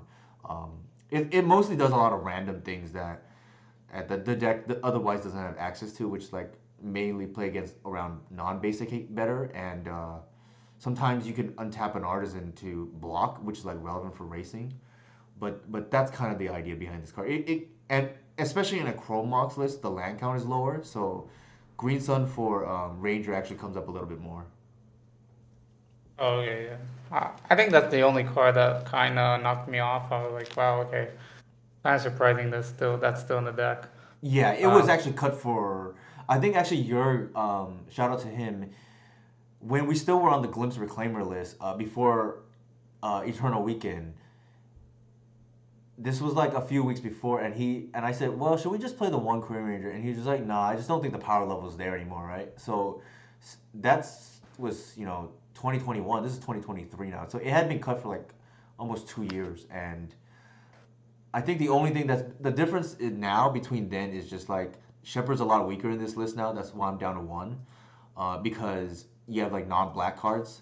Sorry, you have non-green cards in the deck now that just don't aren't protected, so you don't care anymore. And also like this deck actually needs the critical mass of one drops because of Fiend Artisan. So it kind of does that. Like obviously you can just play another hierarch. That's like probably fine too. But I think it gives the deck a different dimension for a relatively low cost. It's like minimally tested, but since adding it back, I was kind of happy with it so far at least. yeah, that makes sense. I think it's the only card that I would say is kind of out of spot or whatever. But I can see the reason behind. I think in the old Glimpse deck, it just makes sense to play as many one drops as you get, just For sure, yeah. because that was the idea with like go off with Glimpse. But yeah, I think Glimpse now is an unplayable card. So Hmm. and like always Visionary and stuff are really Yeah, yeah. bad. When your visionaries die on ATB, that's pretty bad, right? Yeah, but we live in this world. What do Yeah. you think about Legacy in general now? I was just gonna ask you that, but since you asked me first, I'll answer. Uh, I think I was really happy with the metagame before Bowmasters, and actually, to my surprise, well, I think aside from the fact that Bowmasters is kind of everywhere, that's kind of boring. But from a fairness perspective, I actually think Legacy is, pretty decent right now. The only thing I don't really like, I guess, is it almost feels like, and maybe this is fine. It almost feels like you kind of have to always jam now, and I feel bad for like anybody like a Marcus, right, who loves you know the control mirrors where like you leave mana up. So, but for what it's worth, I do think Bowmasters helps that a little bit. What do you think? Um, I actually think it's one of the best it's ever been. Like, Okay. I think Bowmaster, and this is on the side that's like gets hurt by Bowmaster. I think it's really good for the format. It increased the black. Like black used to be one of the worst colors by far, right? It was It like, was basically just Dark Ritual, yeah. well, yeah, it was like mainly a combo for, color, and Mm-hmm. like control decks never looked into black because why would you? You had Mm-hmm. Uro, you had like Power Blast and stuff like that, and Carpet and Uro and stuff. So black was not a color for control decks, Mm-hmm. and now you see it popping up in control decks. You see other black decks. I really like it that it increased black's power, and I know like Specifically, fair at black, the you mean, right? beginning, people were saying, "Oh, this card is too busted. I'm gonna get my brainstorm bowmaster." But the way I play, for example, with brainstorm stuff, you can wait sometimes, so or you can just it makes you think much more with brainstorm. Like Mm-hmm. sometimes you're just like, all right, if you had a lightning bolt myself, and that's fine. So you have to value that. Basically, I think it's the increase of black power was exactly what Legacy needed without Mm-hmm. obviously overpowering it. You see like blue black tempo now. Before we had like this blue red tempo everywhere for like 5, 10 years. I don't know. And so it's really nice that also that increased. So you have like blue black tempo. You have Grixis. You have I think blue red kind of went down, but Mm-hmm.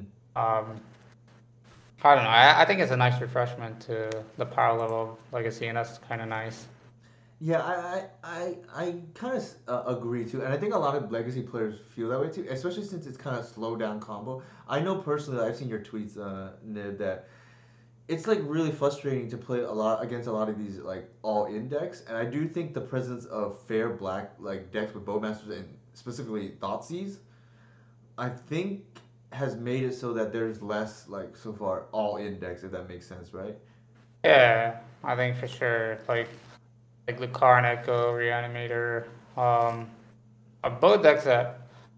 I mean, my deck is really soft too. Well, mainly Reanimator. I kind of gave up that matchup, but um, I don't think I've played against it in a long time. I don't play much Legacy because I'm testing Pioneer now Uh-huh. on Magic Online, but I think it went down. And the Karn Echo deck also suffers a lot from Bowmaster Grief, Thoughtseize, and stuff. So Mm-hmm. yeah, I think it's really healthy for the format. I think those decks are still good. Like the Karn Echo deck top aided the Super Qualifier, so it's Mm-hmm. still definitely one of the top deck. Like definitely a playable good deck. Mm-hmm. It's not like those decks are not playable because like there was I believe it was like 400 players or whatever, and it top aided, so that's great. It Mm-hmm. also top aided the four season event, so that's another like 400 players.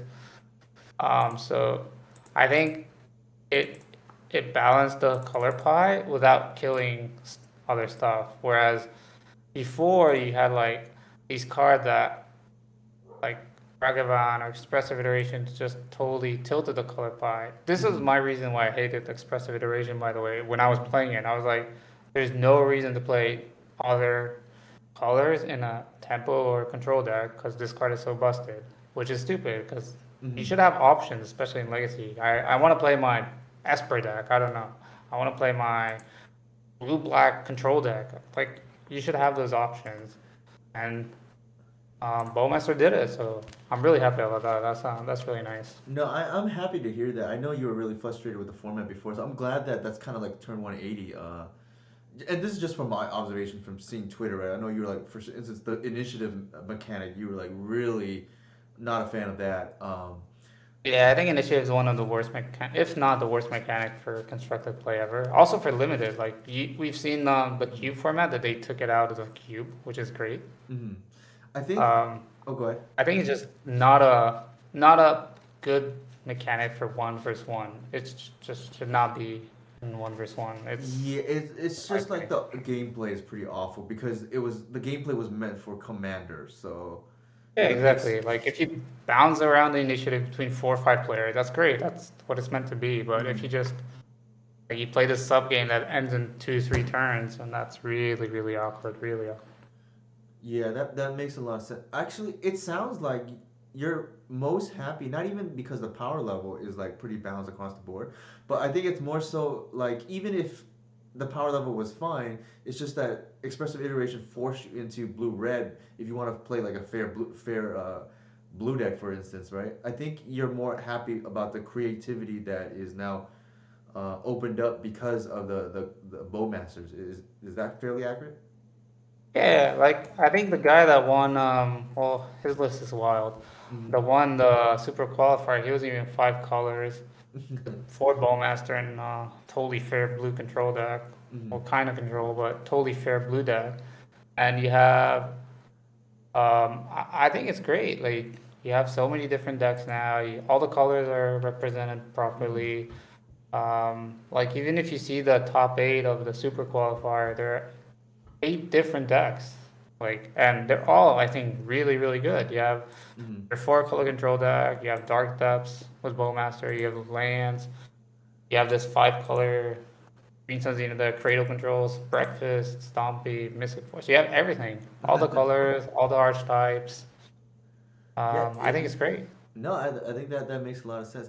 I do remember something I was gonna ask you. A card that sees paper play a lot and, um, isn't implemented online yet. Maybe it will be in sometime in the distant future. But like, I know you didn't play for the Four Seasons event. But what are your thoughts on Saint Catherine? Oh, yeah, I think it's, well, I haven't played it, but I have theorized it behind it a lot. I think it's just, um, it's good. It was good when Blue Red was around because they Mm-hmm. just can't kill it, Mm-hmm. and they try to race it, but that's almost impossible because you have this 5/5 lifelink. But now with Blue Black, like, um, well, first of all, they can like just Dismember it. Okay. block it, right? They have like Troll, well, Mm-hmm. Troll trades, but like Bowmaster blocks it a bit. Grief gets around it. Troll gets around it because they're basically unblockable. Mm-hmm. They can just kill it for 1 turn or two, and then it takes you a while to play it back. I think it's really, really bad now, like insanely bad. So you think it's more a sounds like you think it's more of a meta call than anything else. Like it's playable, but just not right now. Yeah, I just think it's bad. Okay. Um, Okay. like the way I saw it was the way I think you should build control in general. Any Mm-hmm. non-blue card should be really good or really specific for the metagame because Mm-hmm. you need a lot of blue cards for forces, right? Like for example, my list, and that's kind of standard by now, is 6 forces. So any non-blue card should be really powerful, really Mm-hmm. strong, and had should have something in mind. Like the only non-blue cards basically that I play Mm-hmm. are plows, basically removal spells, the Veil of Summer, and Force Lingus. That's the only non-blue card, and Life from the Loam, I guess. Uh-huh. Um, and yeah, the One Ring, which. But so the only non-blue cards are either really powerful or have a purpose, which is like removal spell, or Force Lingus, which just kills people. So playing like a card that is very situational, Mm-hmm. it's not blue, and I think that's really bad. Right. not even depending on the metagame. Like I just Right. think that's bad. Mm-hmm. You should have a really good reason. If you expect to play like blue red every round, or like even against the Cradle deck, I don't think it's even that good. Mm-hmm. Um, I mean, they can just get a big Fiend Artisan, or Grist doesn't care about it. I It's think not I would even just good there. ignore it, to be honest. Yeah, it's really easy to ignore. I think it's really, really bad. I guess that leads into my next question. Uh, and I really appreciate your candor, by the way. I think the viewers are gonna, especially I'm gonna post this also on YouTube later on, or anybody who wants to watch the Twitch replay. But I think they're gonna get a lot about it, and I really value your opinion because I think they're really thought out, and that's important to me because I feel like a lot of people just throw out random ideas without really thinking it through. So, what are the cards that you kind of want to play but maybe don't have room for? Let's just call them, for lack of a better term, like the 61st or 62nd, 63rd cards that just kind of missed the cut that you but that are close. Yeah, not really sure. I guess for me, it's always about the sideboard. I really like my main deck. I think my main deck is close to locked up. Like in my sideboard, it always depends what I want to be. Like if I Mm-hmm. want to be like Reanimator, I'll just jam like two, three surgicals and try to call it a day. Mm-hmm. So I think more Hydroblast is a card I might want. Mm-hmm. You can see I don't, also don't have a Meltdown in my sideboard, so Uh-huh. that's also a card. And maybe, even though the reason like I cut Meltdown is I think ACAS is just a bad deck now. Mm-hmm. Um, for one. Second, like having Dress Down Terminus, and I still have Force of Vigor. Mm-hmm. You have out There's a Saga, so you're fine against that. And you just have one ring. You just Mm-hmm. play in There's a Saga token, don't matter. Mm-hmm. So that's a reason not to have Meltdown. I think that's one card that you can see in a lot of lists, whereas I don't play it. Mm-hmm. Um, I think just you don't need it much. I would say maybe surgicals and maybe another like fourth Eolingus or something like that. Not much, really, not much. Maybe the fourth One Ring. Mm-hmm. Not really much. Like the main deck, I think is kind of solid. Uh-huh. Like if you take this to your local meta game, and for example, you don't expect to play against black decks, sure, cut the Veil of Summer. You don't need that. But Mm-hmm. this is just the world we live in now. Right. Um, like I said, in all my rounds, it was relevant in Mm-hmm. my 13 rounds of 4 seasons, Mm-hmm. except like against the Cradle Control, where even there it's game one is it's fine, right? Like Mm-hmm. you can get them with Bowmaster -2 and Grizz, so it does something. It can cycle when they play like Fiend Artisan, which is exactly what it did game one in that matchup. Yeah, yeah, yeah. I was gonna say Specifically, it like you just cycles play a lot. Fiend Artisan, I cycled my Veil of Summer, and that was fine. Um, So it Veil of Summer is obviously the most metagame thing you can play. So if you don't expect to your metagame, just cut and play. I don't know, whatever you think. But other than that, I think the main day is kind of locked. The Uh-huh. sideboard, it really depends. Like, because the sideboard of Legacy is all hate pieces, right? So it really Yeah. depends what you want to play. You can cut the creature removals if you don't expect that. Play more like surgicals, more counters. I don't know. So No, but I kind of like the 75. I think the only card I would want more is Hydroblast. I think that card is much better now. no, that Oh, all. actually, What? if saying so, actually, probably what I'll add to the sideboard is like Narset or Hull Breacher, Uh-huh. because everybody's high on the beanstalk. So No, that I'll makes a probably lot have of sense. that. I'm glad. That's like being one step ahead is pretty heads up. I do think my personal opinion, and I want feel free to just correct me where I've missed something, right?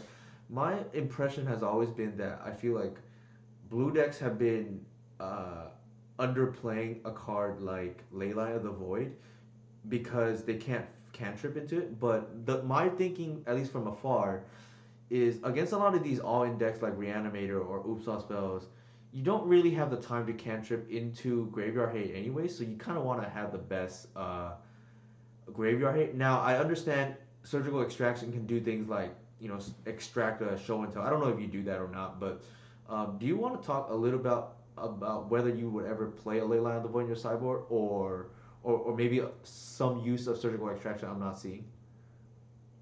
Well, the I don't think I ever played Leyline. The reason is Leyline is, for me at least, is four or nothing, right? That's my. I'm not gonna play like two or three or Mm-hmm. God forbid one. Um, so the reason I don't play that is now I believe, if you look at reanimated lists, they're much post sideboard. They get much more like this black mid range kind of plan with like Bowmaster, Daughty Voidwalker, Shieldred, and Mm-hmm. stuff like that. Sure, it's still good against their main plan, but I believe they can still um, get under Leyline, Uh-huh. which I'm not a big fan of. Um, I don't think that's the way you want to battle this, I would say, kind of matchup, because just because they have this plan B that is pretty good against you, not insane, but it's still they can still get you with like beat downs. Um, I think Reanimator, either you fully respect it with like multiple, like at least three surgicals, and Flusterstorm is nice, or you just minimally respect them, which this is basically what I do, like one surgical, one containment priest. And Mm-hmm. the only reason I play those one ups is they're really good in other matchups, like containment priest against, it's nice against Cradle, it's good against Sneak and Show. Mm-hmm. Surgical is just randomly against like against lands. It's really good in the mirror. Mm-hmm. Because if you surgical fourth airling is, they basically cannot win almost because Ur is never gonna win the mirror. Mm-hmm. Um, so that's the reason for one surgical, one containment priest, where they're obviously great in against reanimator, but don't expect that to like tilt the matchup too much. It's the one matchup where I'm like, all right, I'm just try to get super lucky and whatever, try to dodge it basically, because I don't think basically their deck is really good against you. Uh-huh. Also, if I could give like I think reanimated players some, I did beat it in four seasons, Mm-hmm. but I think the reason was my opponent kept, I believe, what was really really bad hands, not understanding the matchup. Uh-huh. So the way I think reanimated players should approach the matchup is either you have a fast like turn one or two Bristlebrand with some discard backup, Uh-huh. or you play the slow game with like turn three Bristlebrand, but don't try and get like just an Archon or like basically my opponent I think just got turned to grief, like reanimating grief, and I Oh was yeah, like, that's yeah, not gonna sure. get there. It's like I'll take some. You can lightning bolt me every turn for like a couple of turns, but it doesn't matter. Right. Um, you really need the big hits. So, but that's like that deck. You should not be afraid to mulligan Aggressively, yeah. aggressively. But I think as the control player, just like take the loss. It's whatever. No, no, that's fair. I'm glad you mentioned that because like, sometimes you just have to recognize like you're not gonna be a deck or just contort your deck too much to do so. So like for me personally, I always joke like the archetypes that I'm most afraid of is like these Rite of Flame all in decks, right? And Yeah, it's just too hard for me to beat those decks without making all my other matchups worse. So if you want to call that my reanimator, then that's kind of like my reanimator, right? Like they're gonna beat me. I'm probably not gonna win. It's not that it's unwinnable. It's just unlikely, and I just live with it. It's the way you live with against reanimator. And if you get lucky, you get lucky. But I do think I like that you brought up the fact that the reanimator, if they're playing it correctly, have this pivot plan, and it's actually why if you look at my list. I've actually I know this will may make you cringe or tilt, but I used to play I'm the type that plays like one or two Leyline of the Voids in my sideboard just because it's impossible to play against on the other side. But even I've cut that because I just think the scariest cards are no longer just graveyard cards post board. So for instance, um, Show and Tell is like a card that I may have a problem with out of Reanimator post board, but I think the way this deck is configured, like you should be okay against Reanimator because of the four endurance still. But that's kind of similar to, and I appreciate you bringing up the Leyline argument because I cut it from my list for the same reasons. It sounds like you cut Surgical Extraction from yours. or trimmed it, I should say. Yeah, I think like what I like in Legacy is not really specific hate, is more like a Broad card hate. that's good in them matches. It's only really, really good against the like full artifact that's like 8 cast and stuff like that. Whereas Force of Vigor, for example, is good against other decks like Land. It's great against Blood Moon decks. It helps a lot. So because there's so many decks, it's like even the most popular deck might be like 10-15% in a big tournament, right? That's kind of percentage wise. So Hmm. playing a card like I don't know Meltdown for me just doesn't make sense anymore. Especially I even played against ACAS and I totally crushed him. It wasn't even close. Um, and I just think like Meltdown used to be really important against that deck because it was first of all it was much more popular. Second, you kind of had issues against stuff, but now it's like Hmm. I don't really care that much about it. Like even even if I play against it, I'm fine. Also, Teferi helps against the only card that matters in that matchup, which was Chalice. Right. And I just think you just choose your sideboard slots very, very carefully in Legacy, much Hmm. more than any other format, Uh-huh. because I believe the power level over the last 3-4 years was increased and they banned stuff, so it kind of decreased. But in Hmm. general, it increased insanely. So you really need your sideboard card to do a lot and Hmm. in a lot of matchups, which is kind of hard to balance, right? Because Right. it depends. But playing one like especially two card, I think playing two card, for example, for this one specific matchup that you might play even 4 times. I don't know, but you might not play at all. And then your two cards there in that 15 card sideboard, Hmm. you can throw them away. You like play the 13 card sideboard, which is terrible, right? That's No, one of the I worst fears of joining a tournament. I fully agree, and I think actually based on that, I think you probably appreciate the way I built my subword. Like, I think it's pretty flexible how I build my subword because I've been asked this too. Like, oh, why do you not play choke? I'm like, I just don't think choke is what I want to be doing. Like, especially since control players can beat it a lot of times. Like, I don't want to play something for some like two cards, for instance, for something that may be like 2%, 3%. I don't know what the control metagame is at the moment, but like fairly low, right, of the legacy metagame, and like pretty much dead everywhere else. Right, I don't think choke is particularly good against Delver or Tempo decks. But that's Yeah, I my think it's take. terrible, man. Huh? I think it's terrible against Delver and stuff. Exactly. So that's kind of like my reasoning, and I think you would probably appreciate too because like Thoughtseize is just a very flexible card. I think Mesmeric Fiend is it's not like power level wise. It's really there just like as a fifth discard spell. It's you can play therapy if you want, but like I said, I just wanted to map against tempo as the bare minimum. The snuff out is really my removal of choice because to me at least until there's a black creature I want to kill outside of opposition agent, I just don't think it's worth it to play dismember, which I think is like infinitely worse than the snuff out. Like one mana is so much worse I can't describe than zero. And Yeah, for sure.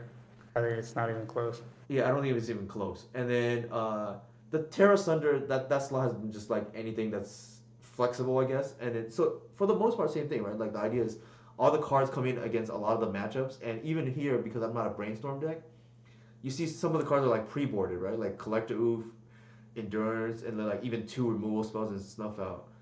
Um, so I think for you, you probably appreciate the fact that same idea, right? I just want all my cards to be as live as possible with as high impact as possible.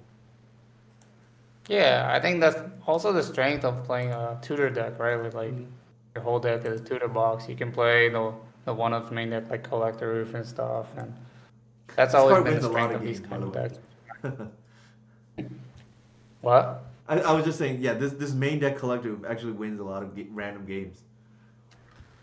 Yeah, I think it's a great one to have, and like endurance and stuff. I think that's the power of playing this tutor package with like Green Sun, Fiend Artisan, and stuff. That you get to play the main deck hate, Mm-hmm. the one ofs. So I kind of like that. Also, um, I guess that's why it makes Mesmeric Fiend maybe a bit better than like Therapy, because you can tutor up a discard spell, which is nice. Yeah, it's like Being artisan if you really need to. I don't know when you're gonna do that, but it's kind of it doesn't come up disappointing. too often in these fair matchups, but I found like something like a show and tell, it's like game Yeah, winning. against more combo, I would say you do that. Yeah, Yeah, yeah, for sure. for sure. Eh, But oh, go yeah, ahead. I think that's just general legacy that I think my theory in legacy is the cards are so powerful, so Hmm. insane now that you have to keep up basically, or you Hmm. have to have a really good game plan against just generally powerful stuff. Hmm. Did you want to plug anything, by the way, since before I let you go here? And again, I want to thank you for taking time out of your busy schedule. For those who don't know, like I said, this is Doctor Niv. Excuse, correct. Please correct me if I'm pronouncing your last name wrong. Is it Smoley? But it's Shmuely basically, but yeah, it's fine. Okay, Smell. So I'm gonna butcher that. That's fine. Okay, so against Niv, I think I'm pronouncing your first name correctly, at least, right? Yeah. Okay, so is there anything you want to plug here for the chat before I let you go? And thank you again for doing this. No, no, it's fine. It's been nice. I really enjoyed the idea. Mhm. I also was on actually Mangu's podcast lately, which was something nice. Oh, okay. If you put it You here, can, I'm sure the viewers, because they were really looking forward to having you, having us play here. You put link the podcast let me find it. in the Twitch chat. I'm sure a lot of the viewers here would be interested in your thoughts because I think we definitely have a very intellectual conversation tonight. So I like that a lot. Yeah. So in the podcast, we didn't talk just about legacy because that's his idea of the podcast, but Hmm. we did talk some legacy there, so people like that. Um, but yeah, I think in general the legacy is an amazing, amazing spot right now, like which I really enjoy. That reminds me what I was gonna ask you earlier and then I forgot. What is your favorite matchup and least favorite matchup to play against in Legacy?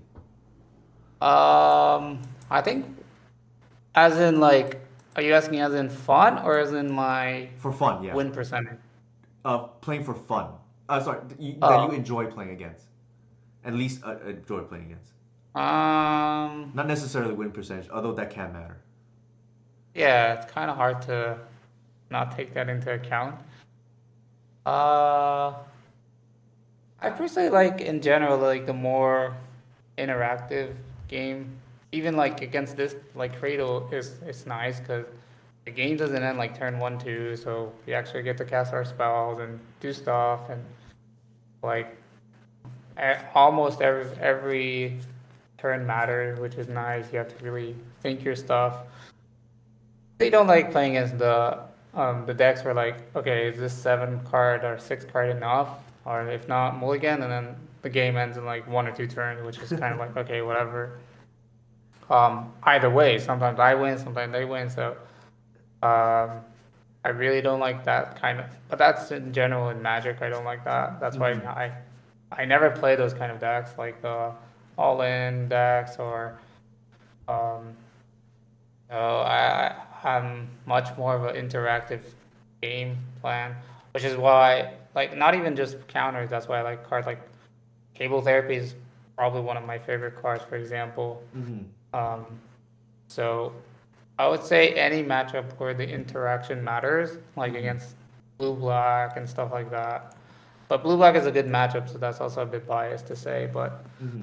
Um, but I think anywhere where the game doesn't end turn 1, 2 is nice because for me, the reason is those matchups are a bit boring. Is Uh-huh. just like the only thing usually that matters is your opening hand, and then it's just like, all right, we can just reveal our opening hands to each other and then decide who wins, No, which you're preaching to I'm the not a fan of. choir. I'm the same way, right? I hate or dislike playing against a lot of these all-in decks that win on turn one a lot.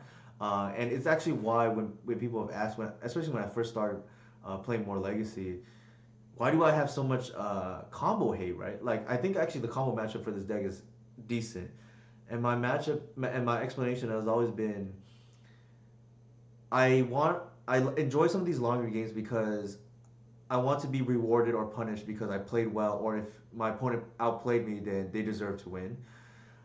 you can't really outplay Gristlebrand. It was my Yeah.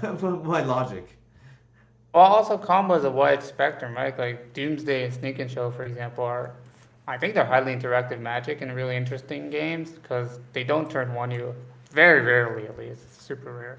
I, But I'm I'm it glad you brought up that example actually. And Doomsday against Kratos is actually for me one of my favorite current legacy matchups because even though the games tend to be only a few turns, there's a lot of decisions that matter, and yeah. while it's not obvious, like for instance, I talked to about this a little bit on stream, but like you wouldn't think Snuff Out is relevant against Doomsday, but it just so happens when paired alongside Endurance, it's like highly relevant, and then you have this now like sub game almost like does the Doomsday player go for a pile that loses to Snuff Out and like things like that, and I actually enjoy the matchup a lot, even though it's only on average maybe each game is maybe 3 turns, 4 turns on average, but it's just very complex matchup that I enjoy. And for me, it doesn't even have to be long, right? Like that, like I said, the Doomsday matchup is only maybe 3 4 turns on average. Sometimes I get turn one, right? But I personally enjoy it because there's a lot of decisions to be made instead of just for instance against something like an oops all spells, right? It's just like okay, they have the turn one with pack, like there's really like do I have the double force of will or something like that, right? Yeah, exactly. That's why I'm not a I understand why people like those decks. First of all, they can have a high win rate. Mm-hmm. I think so that's nice. You always like to win. Mm-hmm. But I just don't like it like this like all right, this is my opening hand. What's yours? All right, I win, I lose. That's it. It's almost like flipping coins or high rolling. Yeah, I understand. Yeah. So it's like kind of I don't know. I like where not my 7 card matter, but like 15 top 15 cards matter. I would say Mm-hmm. somewhere around that, which is way more interesting. But I don't fault people playing that because they're good decks. They win. So I don't mind. But They're also that's just efficient in terms of time, right? A lot of people enjoy that they don't take up a lot of time too. yeah. That's why I also don't play much leagues because Mm-hmm. I just can't be bothered playing leagues with this deck.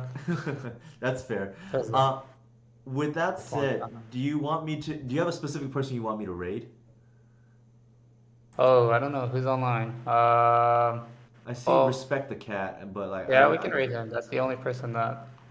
Otherwise, like Will, but he's just publishing the doing the pro tour covers thing. so respect the cat. Anything you want to add? Also, actually, I don't even. Oops. No, this has been really fun and great, and thank you for the opportunity. No, I thank you for coming on again. Okay, it's 1 second. I don't know why I'm unable to see what their full name is. It's like respect the cat M magic maybe. Okay, that's what it is. I think it's MTG or I don't know.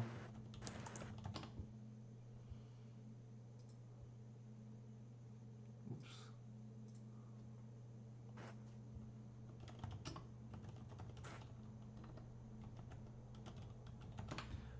All right, I am in the process of rating them. Thank you again for coming on. Thank you everybody for viewing. Hopefully we do this again soon, Niv. Yeah, I'd love to. Sounds good.